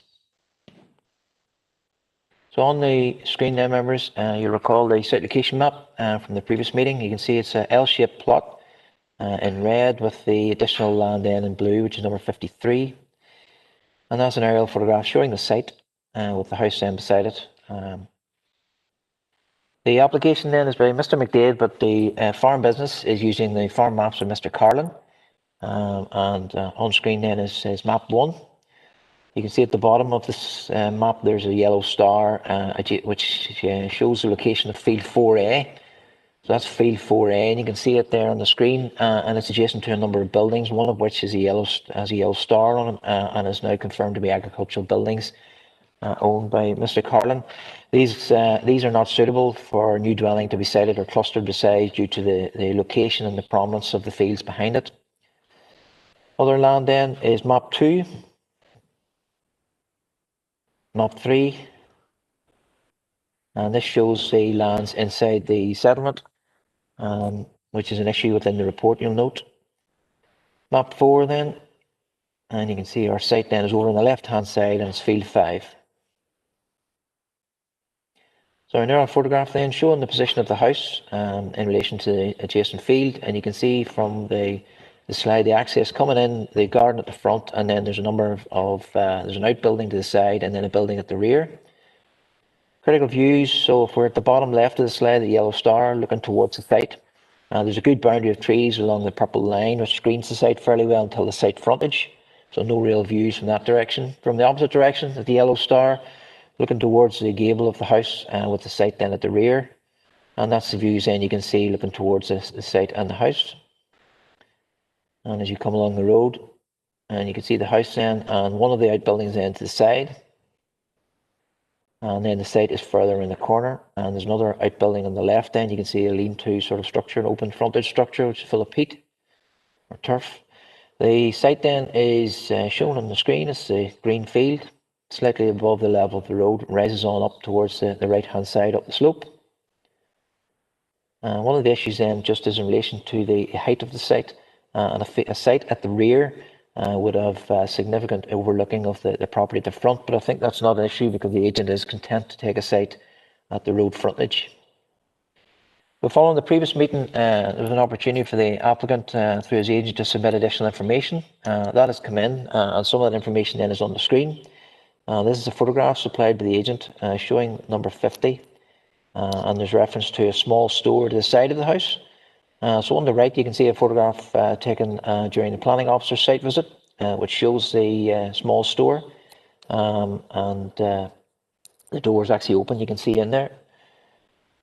In terms of the other building at the rear of the house, you can see a lean-to has been erected along the rear elevation of the house, and these photographs show the internal contents of that lean-to.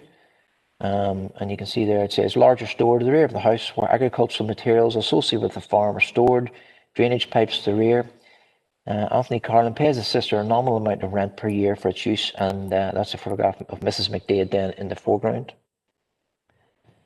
Other evidence that's been provided is a left-hand slide is a weighing machine for lambs and fertilizers, and then on the right slide you can see wooden posts and sheep wire. And then there's a photograph of a roller and baler, which are stored externally to the rear of the house.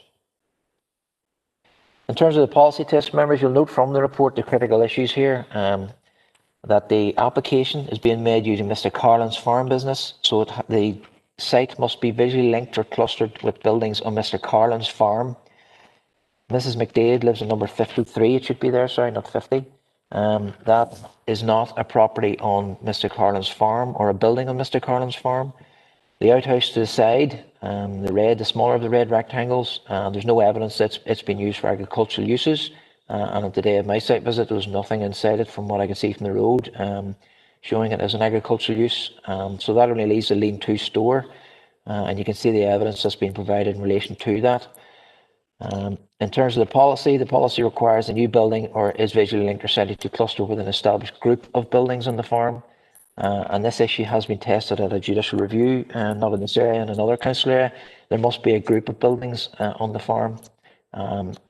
At this stage, there is only information that the lean-to store at the rear has an agricultural use, if it has. So that is not a group of buildings on the farm, so that policy test within C would not be met, members. In terms of the summary of the reasons for refusal, on the screen, the critical issue really for me is number one, that the proposal's contrary to policy as the site is not visually linked or cited to cluster with an established group of buildings on Mr. Carlin's farm, and the proposal is not an exception to policy. The other issues then relate to the visual impact, and I think 2 and 3 there that we could do conditions on that a road frontage plot would overcome those. Reason 4 then relates to the policy that there's no overriding reasons why this development is essential in the rural location. That really relates to the fact that the applicant, the farmer, Mr. Carlin, owns land within the settlement of Mountfield, where a house could easily be built, and there wouldn't be any requirement to meet any of the rural planning policy tests. So it would provide an alternative had Mr. Carlin been looking at dwelling on his farm.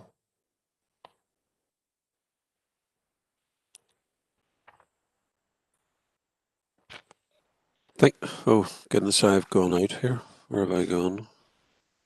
Yep. Sorry. Thank you very much, Darren. Brendan Johns, are you online at the moment? Yes, indeed, Chair. Can you hear That's me? okay. Yeah. You were slightly low yesterday. If you can get closer in, you're still a wee bit low, but I think hopefully you should hear. Look, Brendan, if you introduce yourselves for the purpose of the tape, you have 10 minutes from now. Okay. Okay, Chair. Brendan Johns, the agent. Just by way of introduction again, Darren in his presentation went through basically what we had said last month, that Anthony Carlin owns or leases out farmland as shown on his farm maps. He lives within Mountfield itself and owns fields 1, 1A, 1B and 7. Darren refers to those as being inside the limits, and why could another house not be located there? But that is a separate policy and not within the countryside. Basically, there have been proposals drawn up for residential development within the settlement, so they were taken out of consideration. To the northeast of the village and just outside the development limits along Inishclan Road, Mr. Carlin farms the lands, and as Darren pointed out, there are active buildings there and sloping land, which basically took fields out of the consideration as well. And in addition, and it seems to be cropping up quite a lot, mortgage lenders are not in favour of providing mortgages for dwellings which are close to farm active buildings. Clearly then a dwelling on Field A would not be feasible for health and safety reasons, and that brings us then to the land that was owned by Mrs. McCaid and is now rented out at Conacre to Mr. Carlin, and is the only one adjoining her house in particular. Now, last month's meeting was declared to allow the submission of additional information regarding the status of the group of buildings at 53 Motor Road for agricultural purposes. Letters from both Anthony Carlin and Christina McDade, accompanied by several photographs, were forwarded. The information supports an external store to the rear, measuring some 70 square metres, storage to the left of the house, some 32 square metres, and a store to the right side and rear of the house measuring 20 square metres. All in all, approximately 120 square metres of agricultural storage is available. And it has to be emphasised that they're not always full of agricultural material, and it all depends on the appropriate time of the year. Darren alluded to the fact that one of them was empty, but there's not really much agricultural activity that takes place this time. It would differ come the springtime whenever there's a store for fertilizer and various other things. So it's clear from Mr. Carlin's information that he rents the stores from Mrs. McCaid for a nominal sum. and has done since registering the McDade land on his farm 10 years ago. There's no requirement anywhere in the policy that requires any buildings used for farming activity on a farm holding to be owned by the farmer, nor indeed required to be detached. In fact, the rental of existing sheds for small-scale farmers is widespread and more advantageous than having to build new ones at heavy cost and possibly requiring to meet modern-day environmental standards. The only requirement is that they are used for agricultural activity. So basically, when it comes to the reasons for refusal, we would contend, therefore, that the three criteria of CTY 10 are met. That is, the farm is active and established, there's no development opportunities have been sold off, and on this alternative site, the new dwelling will be visually linked with established group of buildings on the farm. So this being the case, refusal reason 1 is satisfied.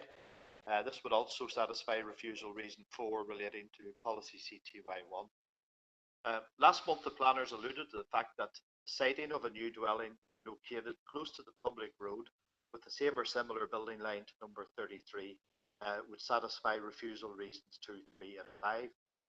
So just in summary, I would reiterate that there is nothing in policy CTY 10 or advice notes to say that agricultural buildings and land cannot be rented and have to be owned by the farmer.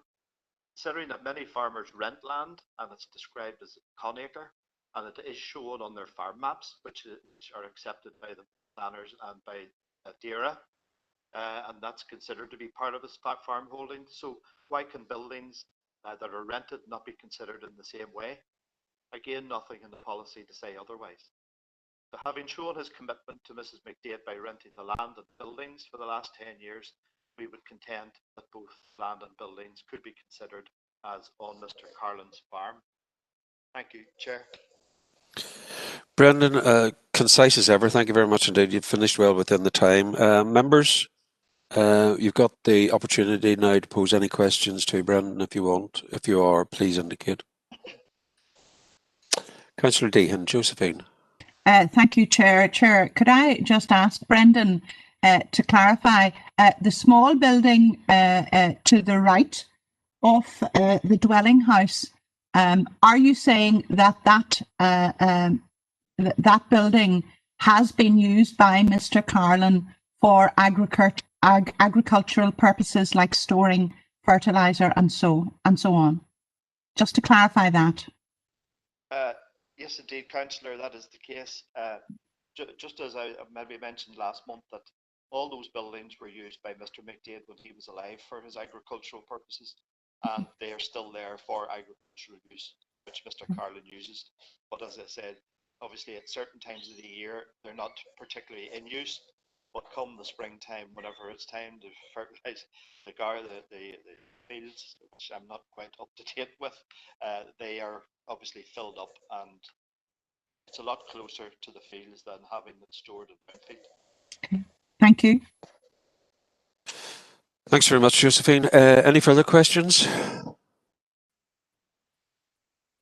Don't see any. We'll go straight in now to Councillor McCann. Stephen, you've got your normal 5 minutes if you're online again. Are you good to go? I don't see you there.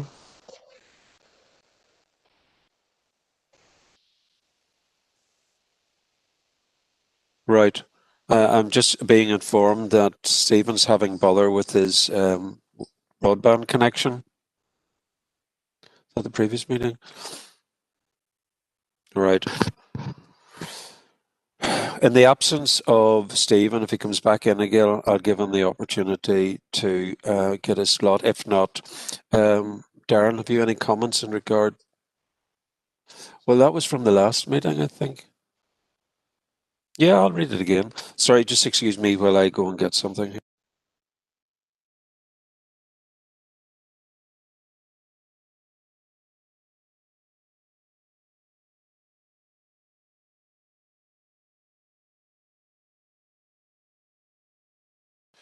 Right, in the absence of Stephen not being able to actually deliver this, I think this is from the last time, but I'll read it out again. And again, I apologise, I'm not as good as Stephen.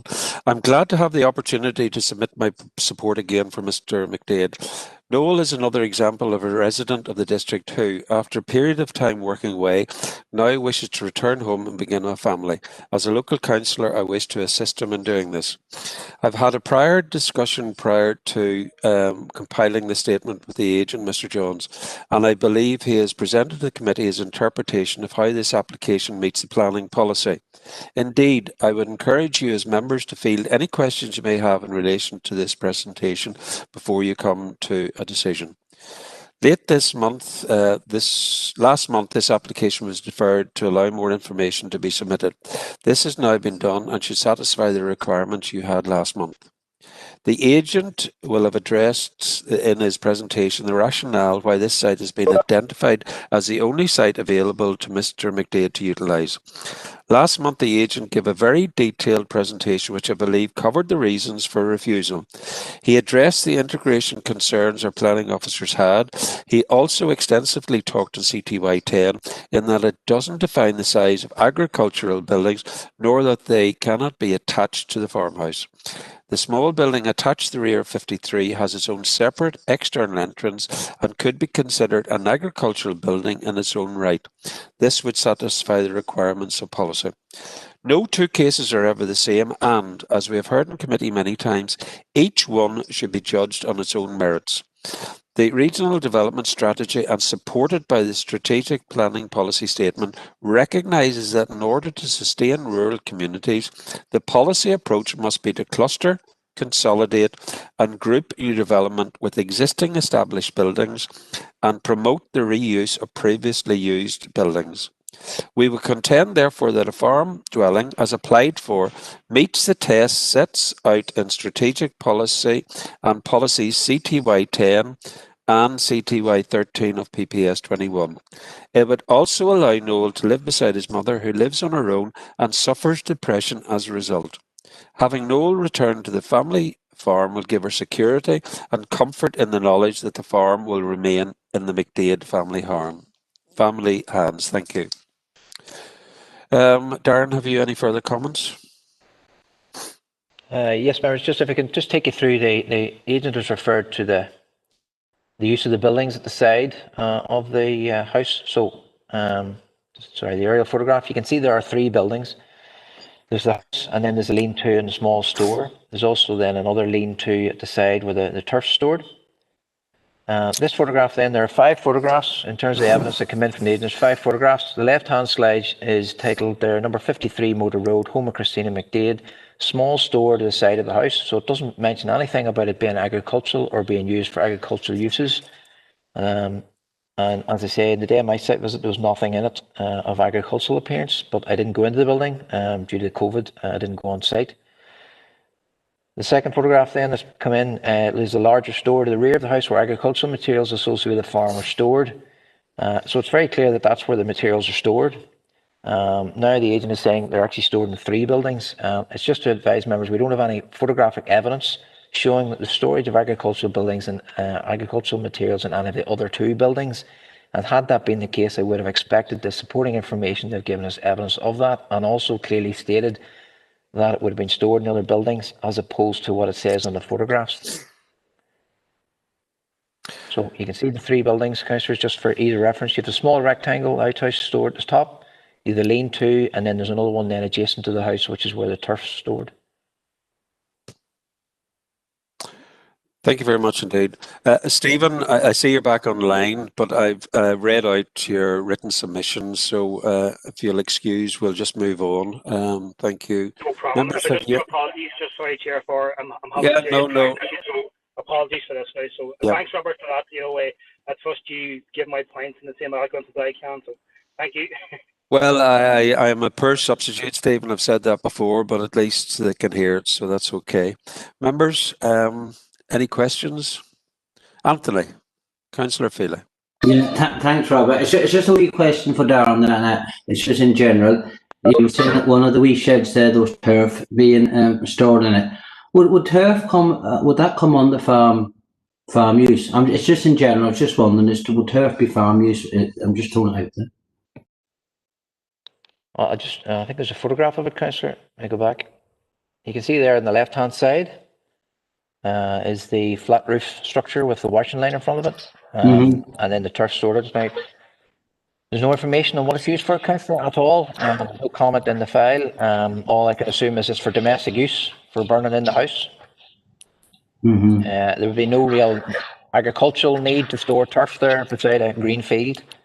It's not. There's no evidence it's to be used for agricultural activities on the field beside it or in the farms. All right. Yeah. Okay. Thanks very much, Darren. Anthony. Right. If there are no further questions, we need to come to a proposal in regard to our decision. The recommendation currently is to refuse, with 4 reasons for refusal. You've heard the agent, Brendan, give his rebuttal reasons for those 4. So, members, it's deliberation now.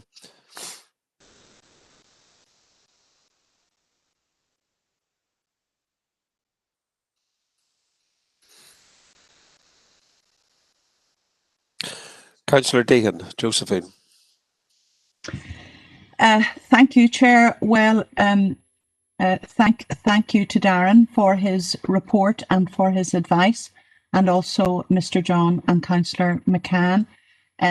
We have explored this planning application in depth, and I sought clarification from Mr. Johns regarding the purpose of the small store to the right of the dwelling house, and Mr. John does assure me that at certain times of the year that building is used for storage purposes, and I accept that because, as we all know, storage is a big issue in terms of farming and other activities. From Darren's comments, I think the main stumbling block to this planning application would be the fact that, the question as to whether the site, the application site is visually linked or sited to cluster with established group of farm buildings. Now, from the information and clarification that I have received today, and also viewing the photographs of Mrs. McDade in the storage shed, I am satisfied that there is a cluster of farm buildings around the dwelling house at 53 Moder Road. I also believe that the application site would integrate within the environment, that it would not be unduly obtrusive within the landscape. And I am satisfied that it is essential for the building to proceed at the application site rather than any other site, for the purposes of being close to Mrs. McDade, who has medical needs. So on that basis, Chair, I would like to propose that we do not go with the officer's recommendation, but that we approve this application site. Thank you, Chair. Thanks, Josephine. Just for clarity, I think Darren and Brendan made reference to possible reciting. Maybe Darren, just before we go for a seconder of that. The application site is at the back, is it not? Or is it? It's at the front, Chair. Is that the front? The application site is the L-shaped field, but I think subject to conditions, which I think the applicant's agreeable to, a roadside dwelling. Would be... Sorry, that's the clarity I was seeking, Josephine. Sorry, I didn't mean to cut across you. Yes, thank you, Chair. And that was my understanding of where the building would take place. That's okay. Before we bring in Councillor Donnelly, Deirdre, do you want? I would just err a little bit of caution. I know Councillor Deehan has addressed the reasons for refusal in terms of siting to cluster with farm buildings. I would just err caution attaching any weight to the special circumstances, as we have no evidence, and obviously that is not a reason for refusal. So in the event that somebody might feel that we were attaching weight to some issue that has not been addressed in the application, I would just maybe ask that part of the reasoning be removed. Josephine. Yes, thank you. That is an important point which Deirdre makes, Chair, and I'm happy to withdraw that part of my reasoning. Thank you. That's brilliant. Thank you very much indeed. Councillor Donnelly, Sean. You've taken your hand down, Sean, but you had it up there. Do you want to speak? Yeah, go ahead, Sean. You're muted. Unmute. Can you unmute Councillor Donnelly? Gas said you keep Yeah, me that's- bravo. Yeah. I'm very happy to second the proposal. That's all right. Can you hear me? Yeah, I can hear you now. You're giving us great problems, Sean. No doubt about it. I don't know what it is. You're sitting too far back in that armchair. Right, No. that's okay. You second the I'm very proposal. happy to second the proposal. That's okay. Everything That's okay. that was said, you know. And, Right, that's okay.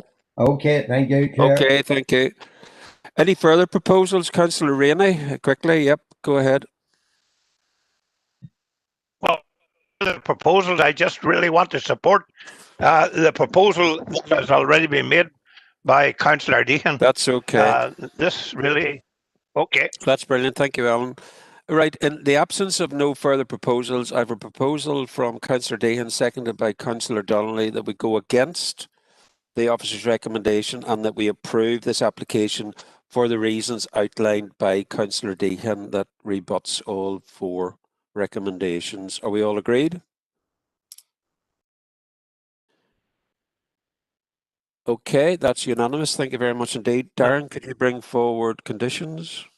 Yes, members. Similar to the last application, a ridge height condition of 5.5 metres, sighting and curtilage condition at the road frontage plot, landscaping and cross sections to show existing and proposed ground levels, landscaping scheme showing the trees to be retained, and a proposed landscaping scheme and standard roads conditions. Councillor Maguire, Tommy, are you coming in to agree with those conditions? I've had my hand up for a second reason, but quite happy to propose the conditions. And if you'd allow me just to suggest a comfort break at this stage, would deem necessary if you could possibly come to that after this. Thank you, Chair. I will do that immediately for 10 minutes. That's okay. Councillor Rainey, are you coming in to second those conditions? Happy to second them. That's okay. Are we all agreed with the conditions outlined by Darren? Good. Thank you very much indeed. That's unanimous. We will now take a comfort break until 12:25. So I'm going to pause the recording now and you can go off screen and get out of the way. Thank you very much indeed. LA 10 bar 2019 bar 1409. Darren? Okay, members, so application number 9, LA 10 2019 1409. It's a full application for the retention of an existing agricultural building and the erection of a new agricultural building for sheep, fodder, tractor and implement storage. The applicant then is Derek Bailey. On the site location then is at Drummondskill Road, Edenmore and Florence Court. Drummondskill, apologies. The recommendation then is to refuse planning permission for the reasons listed within the report and subject to 2 reasons. I'll just take you through the details, member. Sorry. So the farm map then, the Dara farm map is on the left-hand side. And you can see then the sites that are within the farm in yellow. There's a yellow star then about halfway down, and the proposed building then is just to the right-hand side of that, within the farmlands. On the right-hand side is the site location map, and again you can see the access comes in off the road, down a laneway and then into the site. Block plan then shows the location of the 2 buildings. The building B, if we take it at the bottom, it's the existing agricultural building which has been renovated and repaired, and it is to be retained. And then further on down the existing hardcore laneway is building A, which is a proposed new agricultural building.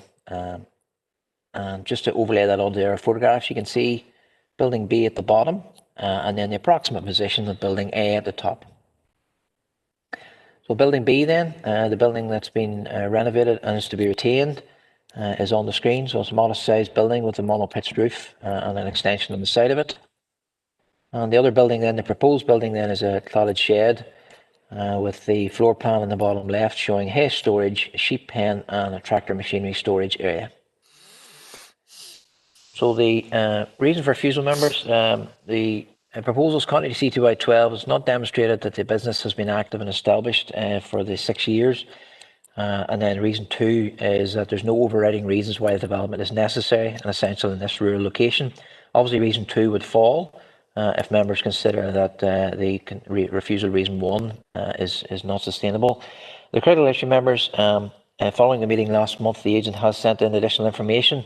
The critical issue in this application is that the former farmer ceased farming in around 2014.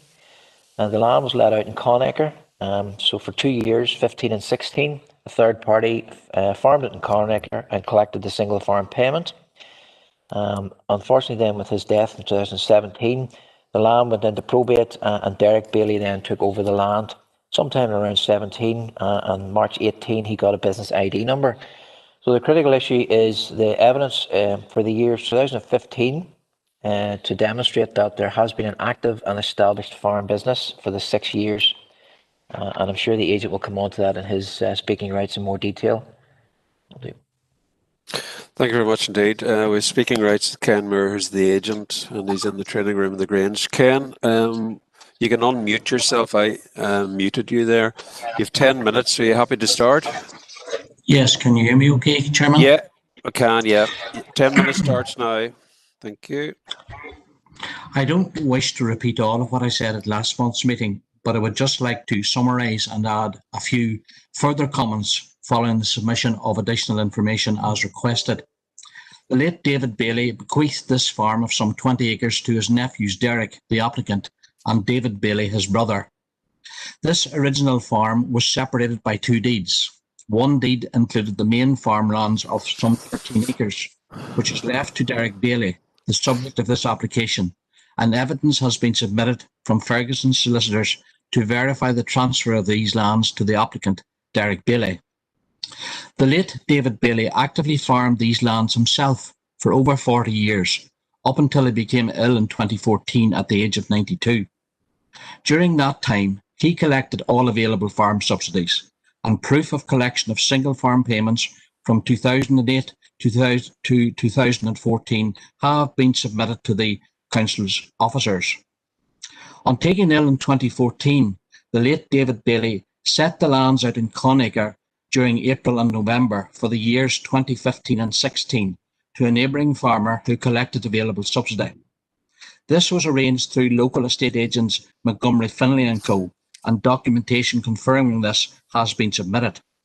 However, the late David Bailey also continued active farming, incurring income and expenditure, including payment of water rates, auctioneer's fees, motor expenses, and accountancy fees, as supported by accredited accounts from Cooper Irvine Limited for the years 2015 and 2016, right up to his death on the 24th of December 2016, and evidence of this has also been submitted. The lands were then held in probate for the first 10 months of the year 2017. Despite this, the applicant continued to farm the lands, with works carried out to include electrical supply and connection, water supply, purchase of steel container, drainage, stubbing hedges, fencing, extending the farm lane, incurring significant investment and expenditure, and again by way of VAT records, this evidence has been submitted. On receiving his business ID number in March 2018, the applicant made application for basic payment scheme for the years 2018 and 2019. Due to the inheritance circumstances, 2018 was not paid out, but 2019 together with 20, these claims have recently been paid out. The evidence supplied demonstrates that the main farmlands were left to the applicant by his late uncle David Bailey, who himself actively farmed the land for over 40 years. Despite being set out in Conacre for 2015 and 16, the lands continued to be actively farmed, not only by the neighbouring farmer, but also by the late David Bailey, as supported by the accredited farm accounts. Then, on inheriting the lands in 2017, the applicant, by incurring farm expenditure and despite being in probate, continued to actively farm, establishing his own business ID in March 2018, who now, taking into account the year 2017 is nearing 4 years actively farming these lands. Consequently, it has demonstrated that these lands have been actively farmed for well over 4 decades with no break. This is where I feel that based on the unique circumstances arising, together with the evidence supplied, this case deserves to be considered sympathetically and with balance by the members. The proposal complies with the policy in that the farm is currently active, the shed is needed, and the building visually integrates. The lands have always been actively farmed. The new shed for animal welfare reasons alone is urgently required, and the slight shortfall in the years active and established should not, under the circumstances, stop this farm business going forward. The farm was not artificially divided for the purposes of planning, but divided as a consequence of a will. In such exceptional circumstances, it is considered that it is unreasonable to deny the applicant permission for a sheep shed, which, as accepted by the Council's officers, is needed and essential for the efficient functioning of the business in compliance with CTY 12 policy requirements. The policy does not allow for these exceptions which do arise. And as I said at last month's meeting, I believe there is a policy gap in this regard. No provision is made within the policy for start-up farmers who, by purchase or through inheritance of farmland, need to erect the first new farm building on their lands. They have to wait a minimum of 6 years to become active and established. In this regard, I make reference to case K 2012-0509 having been brought to my attention. The application was for the retention of a farm shed, and the applicant, who at 22 years old, was only established in farming for 3 years and had a business ID for that limited period of time. This application was rightly approved under CTY 12 on the basis as cited within the officer's report, and I quote, "I do not believe the spirit or intent of this policy is to restrict new or young farmers who are setting up an agricultural business from building agricultural sheds for a period of 6 years. The proposal will be necessary for the efficient use of the farm as the applicant has no other buildings. The department accepts that for new farm buildings it is necessary to develop holding facilities, sheds, etc. for DARD compliance. On balance, therefore, the department accepts that these are necessary for the efficient use of the holding." Close quotes. I only hope that the same understanding would apply to this application. The SPPS outlines that sustainable development in the countryside should be permitted, having regard to the development plan and other material planning considerations, unless the proposed development will cause demonstrable harm to the interest of acknowledged importance. In closing, Chair, all the evidence has been supplied. All other material considerations relating to this particular case have been clearly put forward, and I cannot see what demonstrable harm this sheep shed up a long lane at Florence Court in southwest Fermanagh will cause. I hope the members will understand the genuine, exceptional circumstances of this case, how essential this shed is for the efficient functioning of this active farm business, and support the applicant and approve the application. Thank you, Chair. Thank you very much, Ken. You finished well within the time. Thank you indeed. Members, do you have any questions to be directed towards Ken in regard to his submission?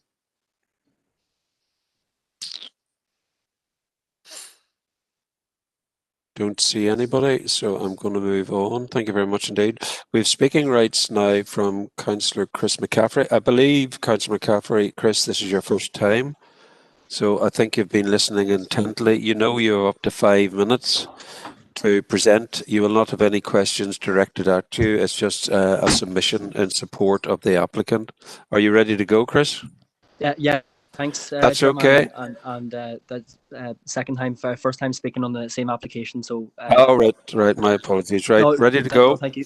Go. Okay. So thanks again, Chairman, and good afternoon, members. I am grateful for the opportunity to speak once again in support of this application. At last month's meeting, I believe we did arrive at a point upon which it was agreed that the planning policy here was lacking, and that in circumstances such as this, it is unfair if it should hinder applicants. It was well covered in last month's discussion. The farm in question here has been active for over 40 years, and continuation of this family farm. I wish to state that there is a clear precedent as outlined by the agent, which is proof that this has been done before. So I respectfully ask members if they do not believe that it should also apply in this case. Sheds are essential for anyone wishing to farm and in the interest of animal welfare. The application is by somebody in our own district looking to retire into farming the uncle's land and has been forthcoming with all that has been requested of him. In summary, I believe the case for approval has been well made both today and in last month's discussion. I would point out that there have been no objections to the application, and the applicant has been reciprocal in all that has been requested. And of course, the precedent that was clearly set. This is a genuine case, and again, I would urge members to consider approval of the application, and I am happy to support this. Thank you, Chair. Thanks very much, Chris. Deirdre just wants to make a comment before we go on with regard to. Well, you can do it now, Deirdre, because it's under Planning Officer's comments. Okay. Thanks very much, Chris. It just is in relation to the reference to the precedent. The case that is quoted is a 2012 case, and as we all know, as policy is applied between case law and PAC decisions, and also advice from the department, we review the meaning of the policy. And certainly sort of over this last 8 years, as I say, that was 2012, the clear advice is that in terms of what is an inactive and established farm, it refers to the business having to be active for 6 years. And that is what has been applied sort of in recent cases anyway, certainly over this last 5 years since we transferred to council. So I'm not sure that we could attach a lot of weight to that as a precedent. As I say, it is one case, but certainly in terms of plan and appeal decisions, and also the advice in 2000, before we transferred to council from the department, was very much the 6 years applied to the active and established farm business. So it's just to make sure that members, if they are making a decision, are making it on the basis of sound advice. Thank you very much, Deirdre. Darren, have you anything else to offer? Yes, members, just in relation to the information that's been presented, I think there's sort of a twin track approach. So I think, members, just to be clear, the evidence presented supports the conclusion that the applicant has a business and officers are accepting that. The critical concern and the critical issue then relates to the shortfall up to the 6 years. And I think the agent is trying to present the argument that there's a gap in the policy where applicants haven't got a farm business for 6 years, and this should be applications should be based on what's presented to them rather than just sticking to the policy. The critical issue for me is that the years 2015 and 16, when the land was rented out in Conacre, are not part of the current applicant's business, and that's a separate discussion and a separate argument. And as I say, I think the agents from the meeting previously and this one is that he has 4 years, the shortfall of 2. There's a need for this building, and there's a gap in the policy in relation to that, and therefore the building should be allowed on the basis that he has farmed for 4 and he needs the building.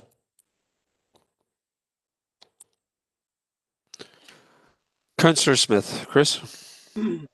Thanks very much, Chair. I hope you can hear me better now. Yes, we can. Yeah, thanks. Go ahead. Fantastic. I suppose I would just like to ask Deirdre, while I accept that there may have been guidance as to how to interpret the policy, was the wording of the policy the same at the time of the precedent that was given? What is that? Or indeed, what would be the policy difference? What would be the policy differences if there is a difference? No, the policy was the same. And if you actually look at policy CTY 12, there's the footnote which says active and established farm has the same meaning as in policy CTY 10. And I think, when the policy first came out, it was based around having an ID business number. Because if you look at CTY 10, what it says is you must have an ID business number and you must be established for 6 years. And I think some officers were taking the view that if you met the ID business number, that was what was meant by an active farm. And that's where the clarity then was provided, that the second part of that, and it must be active for 6 years, had to be applied. And that's what has been applied in the past. And I think, to be fair, you know, that's the way the policy should be applied, and we have got to sort of apply it in that way. Okay. Councillors, if I could comment on that one as well, because I know the case and I was involved in it. Every case is presented with these, brings along evidence, and we have to, as planners, consider that evidence. On that particular case, the evidence did show that the person looking to retain the farm is a young farmer, 22, and had a background in farming, albeit it was all to do with his father's farm business. But he had clearly a history in farming, clearly a background in farming, and anecdotal evidence, as much as anything, demonstrated that he had been farming for over 6 years and had been doing that. He didn't meet the policy test under CTY 12 because he hadn't got an active and established farm holding for the 6 years as required. But he needed the building, and all that evidence packaged together was enough to allow the approval of the retention of that building.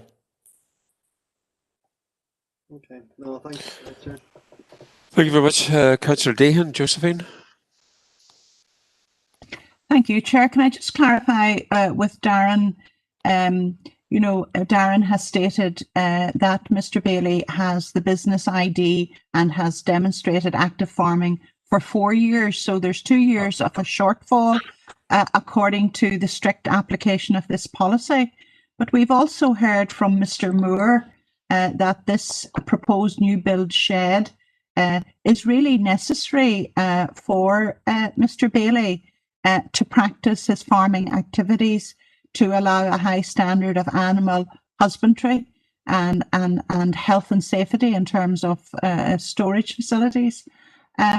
So can I ask, Darren, can we take that as a material consideration? Because in my view, to delay Mr. Bailey by 2 years before he can erect this new build would be a significant impediment to him in progressing his farm business, and also it would prevent him from ensuring high standards of animal husbandry.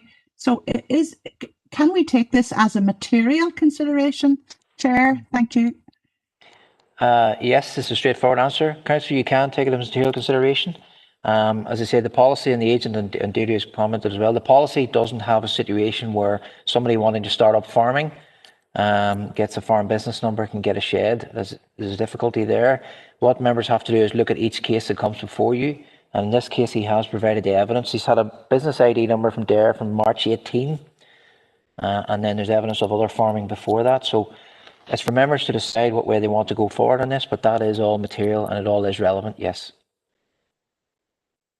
Can I maybe just add to that, if obviously, as I say, the agent has put that case forward, and if members are mindful to attach weight to that, then probably the best way to present it is on the basis that while accepting that there is not an active and established farm business for 6 years, you're attaching weight to the need for the building in order to allow the applicant to continue to build up the farm business into an active and established farm business.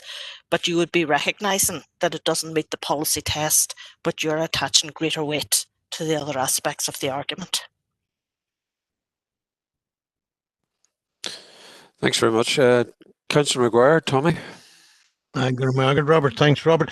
Well, just to tease that out further, or to clarify, because it's certainly not a clear issue.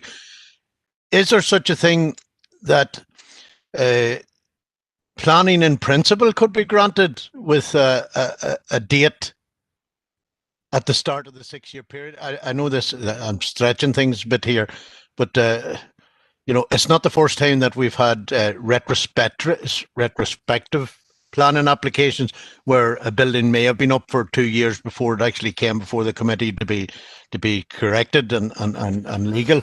Is there such a thing that this man can build a shed and retrospectively then apply for it? Or I know that's not the issue in front of us, but obviously it's and the other sort of question I would have for Deirdre or Darren is, whereas the agent referred to a previous case law before 2015, is there any examples of case law on this subject since 2015 that would be relevant to our position? Can Can I just say we would not encourage any applicant to build without planning permission. So whatever. What you can do, members, and it's something that the policy allows for in the case of dwellings, that where somebody may, probably more so under the old policy, where somebody maybe didn't meet the requirement for a new dwelling in terms of farming, but there was sort of evidence that they were getting to the stage where they were building up an active farm, that we would grant them, say, temporary approval for something like a mobile home.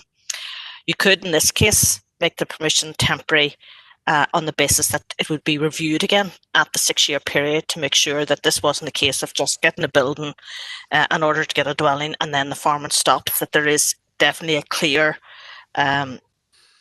intention to continue to farm. So you could actually grant a temporary permission.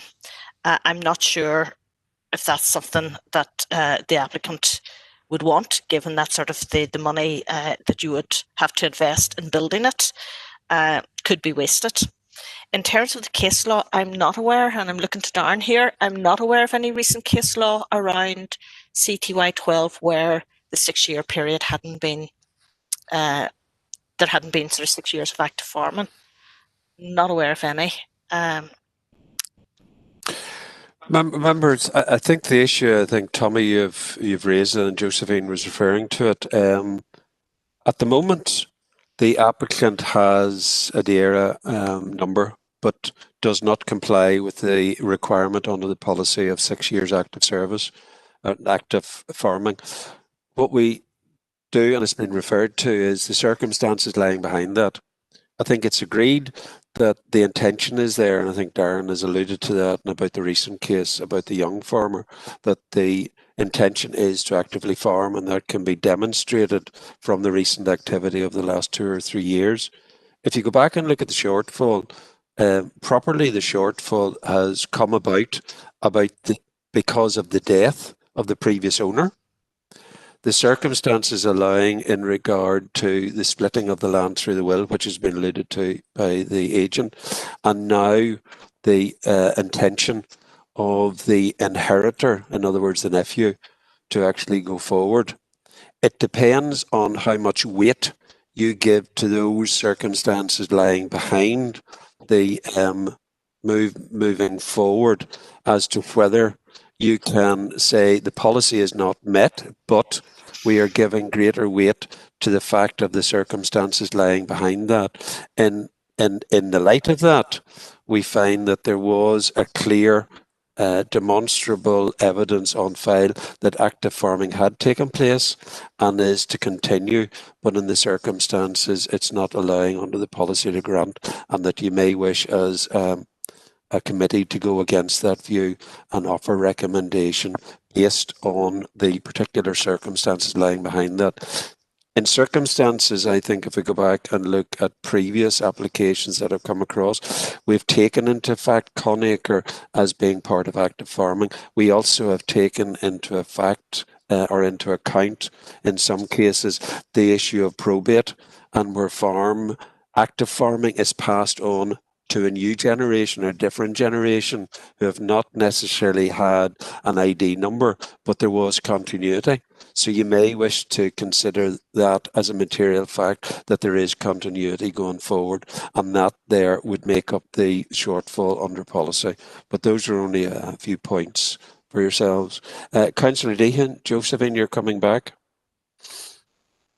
Well, Chair, unless other members want to have further questions clarified, Well, if you're going to move, I have two, and I'm going to give them the opportunity, two that haven't spoken before, but I'll come back to you, Josephine. Councillor Donnelly, Sean, you haven't spoken on this, so you want to come in, do you? Thank you, Chair.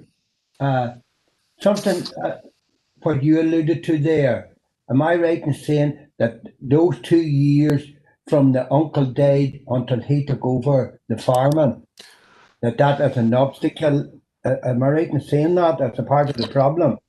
The part of the problem is the business ID hasn't been established for 6 years, and the shortfall is made up of time in Conacre and obviously then time previously where the actual occupant was farming up to his death. So that's the issue. So if we can tie in that, the point I'm saying, didn't the agent say that the uncle carried on, he leased the land out in Conacher, but he carried on like farming, kept accounts, kept done work on the farm.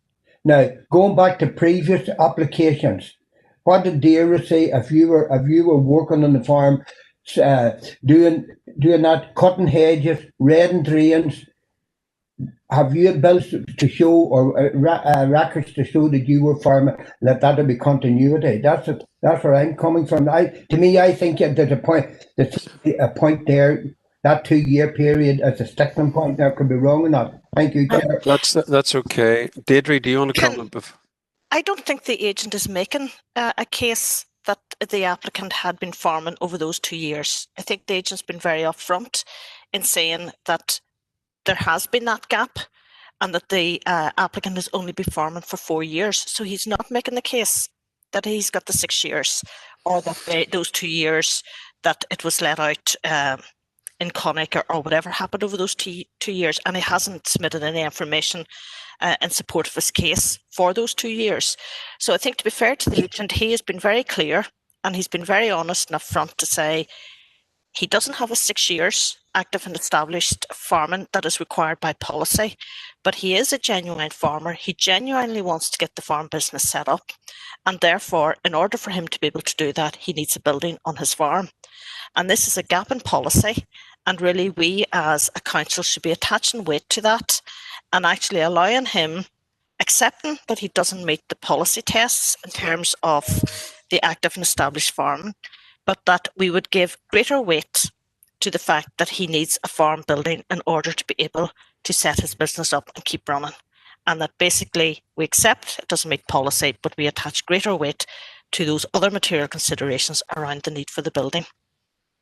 Thanks, Deirdre, for that elaboration. Chris, Councillor Smith, you want to come in now? Chris? No, the hand was up in error, sorry, Chair. Right, Councillor Feely, and then I'm going back to Councillor Deehan. Thank you, Robert. Now, I'm just going to be brief and go over all this before, and I can know where he's coming from here with this, but I have a wee bit of concern about 4 years, like, and it have to be 6 years. I'd just be kind of afraid that we'd be setting a precedent for other people that do the same when they've seen this one going too, like, as I've known one beforehand. They didn't even come this far. It's just a different case before I was on the committee, like a guy built a shed and he had to toss it. But if they hear that, but I know this guy needs the shed now. Is there any way that we can change this gap in policy, or what way do we go to that? And there's another question. I was just wondering if, I know it's hypothetical, if this fella and his uncle, I'm just thinking of a case that's come down the line, had to be joint owners in this here. Would joint owners be all right if he had to be on his herd and had a joint owner just for once to come down the line? Would there be any difference, or do they have to be a single business ID number? I was just wondering that. It's not ownership that's the issue. The issue is who has the active and established farm business, and therefore you can have farm businesses where there is joint involvement, and yes, they both would be able to apply under that one farm business. That's not the case here. This is very clearly a farm business which has only been in existence for 4 years. Yes, and it has to be 6 years, yeah. There's no way we can change that gap in policy. What way would you want to go about it? It's not a great no. I know it's not. But sometimes, not today, like, I just wonder. I know. David is quite right. I'm going to cut across David. No, we can't change policy. All we can do is attach weight if we're going against the policy, and state why we're attaching weight that goes against policy in our consideration as a committee. Councillor Deehan, Josephine, I'm letting you back now because that's everybody. Chair. Yep. Thank you, Chair. Well, I would like to move to a proposal, Chair. And at the outset, I want to acknowledge your own guidance in this matter, and also the guidance that we have received from Darren and from Deirdre, which has been very helpful and which has given me confidence in making this proposal. Chair, I would like to propose that we would go against the planning officer's recommendation for refusal but rather grant planning approval for this application. From what I have heard, I am in no doubt that this farm has been actively farmed for 40 years or more. I also accept that Mr. Derek Bailey does not meet the policy requirements of having an active farm for 6 years. However, I do accept that to farm to the highest standards of animal husbandry, he does require that new build shed. And the design of the shed is such that I am convinced that Derek is very responsible in relation to his farming practices. I feel that is a real material consideration. Also, the situation that Mr. Derek Bailey finds himself is not of his making. It is his intention, I am convinced, to continue with active farming of this farm, and for those reasons, I feel that the material considerations in terms of good animal husbandry, the situation which Mr. Bailey finds himself in because of inheritance and so on, that is an overriding consideration, and for that reason, I would think that this would be exceptional circumstances sufficient to override the policy of having an active farm business for 6 years. So on that basis, I want to propose that we grant this planning approval, Chair. Thank you. Thank you very much, Josephine. Councillor Thompson, Earl, you're next up. Thank you very much, Chairman. And can I thank everybody that's taken part here today and the long debate that we've had, and particularly thank the agent as well for all his work. I'm happy enough to second Councillor Dehan's proposal. I think what we've heard today outweighs anything that is on a recommendation, and I'll second Councillor Dehan's proposal. Thank you, Chair. Thanks very much indeed, Earl. Councillor Rainey, Alan? Yeah, I want to second it, and I certainly want to second it on the strength of the agent, Ken Moore's presentation. Right, thank you very much, Alan. It's already been seconded, but thank you for that support. Councillor Maguire, have you anything further to add? Tommy? Well, Robert, no, just again, if I could get further clarification before you put that to the committee from Deirdre in relation to what she indicated about the possible of provision of a temporary permission to be formalised then at the 6-year period. I'm being very cautious about setting the precedent against the 6-year ruling, because that is a policy document, and as Deirdre and Darren indicated, there's no precedent since 2015. So I'm very cautious, and I'd err on the side of caution. Again, if I don't have the weight of the committee, obviously I'll have to submit to that. But I just want further clarification on that issue. If you understand, Chair. I do. No problem, Tommy. Deirdre? Yeah, the temporary approval, and it was only sort of in response to the other question that I mentioned this about the, could we let him build a shed and then retrospectively give him permission after 6 years? Really, the temporary permission would be on the basis that you accept there is a need for the shed, but that you are not satisfied that he has the required 6 years in order to meet the policy tests.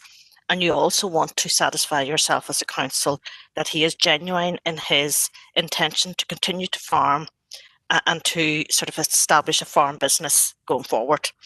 So you would give him a temporary permission for possibly 3-4 years. He would have to apply again in order to make that sort of a permanent, and at that stage he would demonstrate his 6 years active farming and have the evidence to support that. Now, it is not something that the agent has suggested, and it may not be something that somebody would want to sort of go ahead and put the investment into putting the building up, and potentially after 6 or 7 years not have the required evidence to support active farming.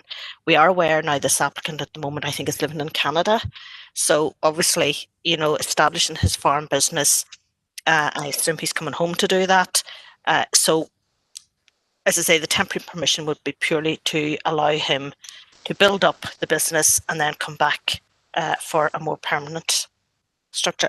I'm not sure, and I'm looking to Darren for if we put on a temporary condition that we could actually remove that condition. I don't think so. It would have to be a new application.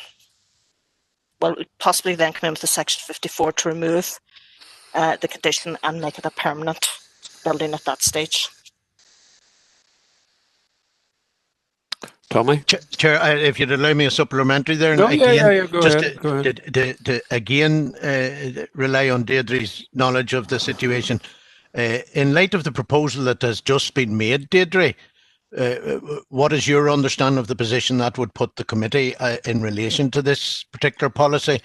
And I think I did suggest at the last month's meeting that there is potentially other refusals since 2015 where the 6 years were critical, and that where would we be liable for some complaints and complaints at that level. If you could give me just your opinion on that, Deirdre, please.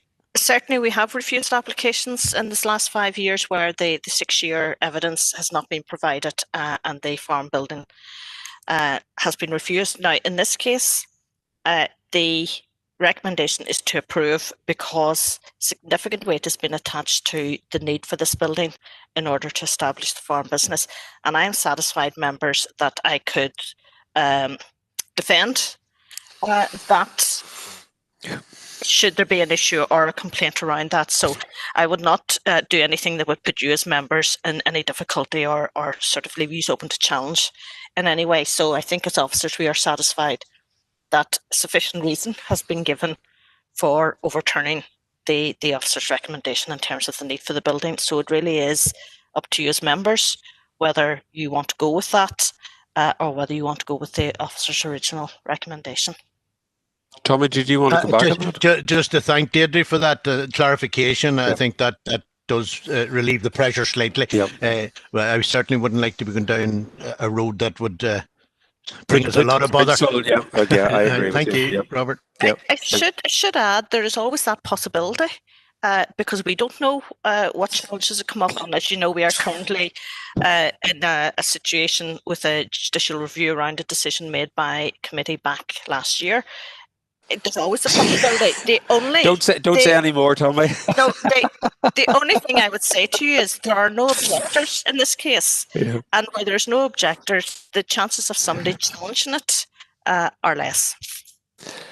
Members, thanks very much. I'm looking. Sorry, Robert. Again, a supplementary. A supplementary to a supplementary to a supplementary. Again, what I was going to say then, if we proceed as Josephine has proposed, can we put condition that the farming accounts or farming activity can be and needs to be clearly indicated to the planning authority over the next 2 years?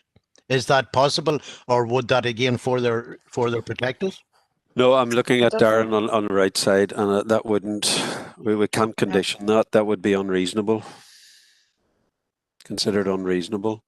I think Deirdre has given as much information as she can that she would be happy in the light of if the committee decides to go this route, that she has enough evidence before her to justify the committee's reason to go against the officer's recommendation to refuse in regard to the materiality given to the circumstances lying behind the need. So look, I'm going to go to a vote. The vote. Oh, Councillor, no, he's down. Councillors, the proposal coming from Councillor Deehan, seconded by Councillor Thompson, is that we go against the officer's recommendation for the reasons outlined. Are there any against or abstaining? If they would indicate now, otherwise I'm assuming. Councillor Feely is hands up. Anthony, are you? Yeah, I'll abstain. That's okay. No, that'll be noted. Anybody else? Okay, we take that as everybody else is in agreement, account from Councillor Feely. Darren, if you could outline conditions, please. Yes, so members, really there's the 5-year time period for commencement of the new building would be the only one, along with the standard reason relating to the provision of a safe access, so the roads conditions, the only two. So, okay, I saw Councillor Rainey. Are you happy enough to propose adoption of those conditions, Councillor Rainey? Followed by Councillor Robinson. Happy to propose. Thank you. That's okay. Councillor Robinson. Yes. Happy to second. All agreed? Thank you very much indeed. We'll move on now. We have done items 7 and 8. We'll go on to item 9. That's paper E, and that is to note update report on planning enforcement. Any issues with that paper? If not, could I have a proposer and seconder, please? Opposed. Proposed, Councillor Robinson. Second, Councillor Coyle. All agreed? Agreed, thank you. We'll move on to item 10, and that's the information guide for a consultation on listed buildings. Paper F, do you want to make a comment, or are we just noting that? I think the recommendation is to respond to the consultation and welcoming the provision and the consideration. If you have any questions, indicate. If not, could I have a proposer to adopt the recommendations in the report? Proposed, Councillor Maguire. Second, Councillor Smith. All agreed? Agreed, thank you. Go on to item 11, and that's correspondence from County Donegal, and that's for noting. Any issues? Proposer to note, please, then. Proposed, Councillor Thompson. Seconder, Councillor Maguire. All agreed? Agreed, thank you. Now I need to go into committee to deal with matters arising out of confidential minutes. Could we have a proposer, please? I propose Councillor Feely. Yep. And second, Councillor Maguire. I see you nodding your head. Yep. We're in committee now. In committee, we dealt with confidential matters arising out of 2 meetings. No further AOB. So thank you very much. We'll conclude business at 11 minutes past 1. Thank you very much indeed for your attention, your input as usual, and enjoy yourselves. Thank you very much indeed. Cheerio. Thank you. Thank you very much, John. Happy Christmas, everybody. Happy Christmas, everybody. Easy on the party.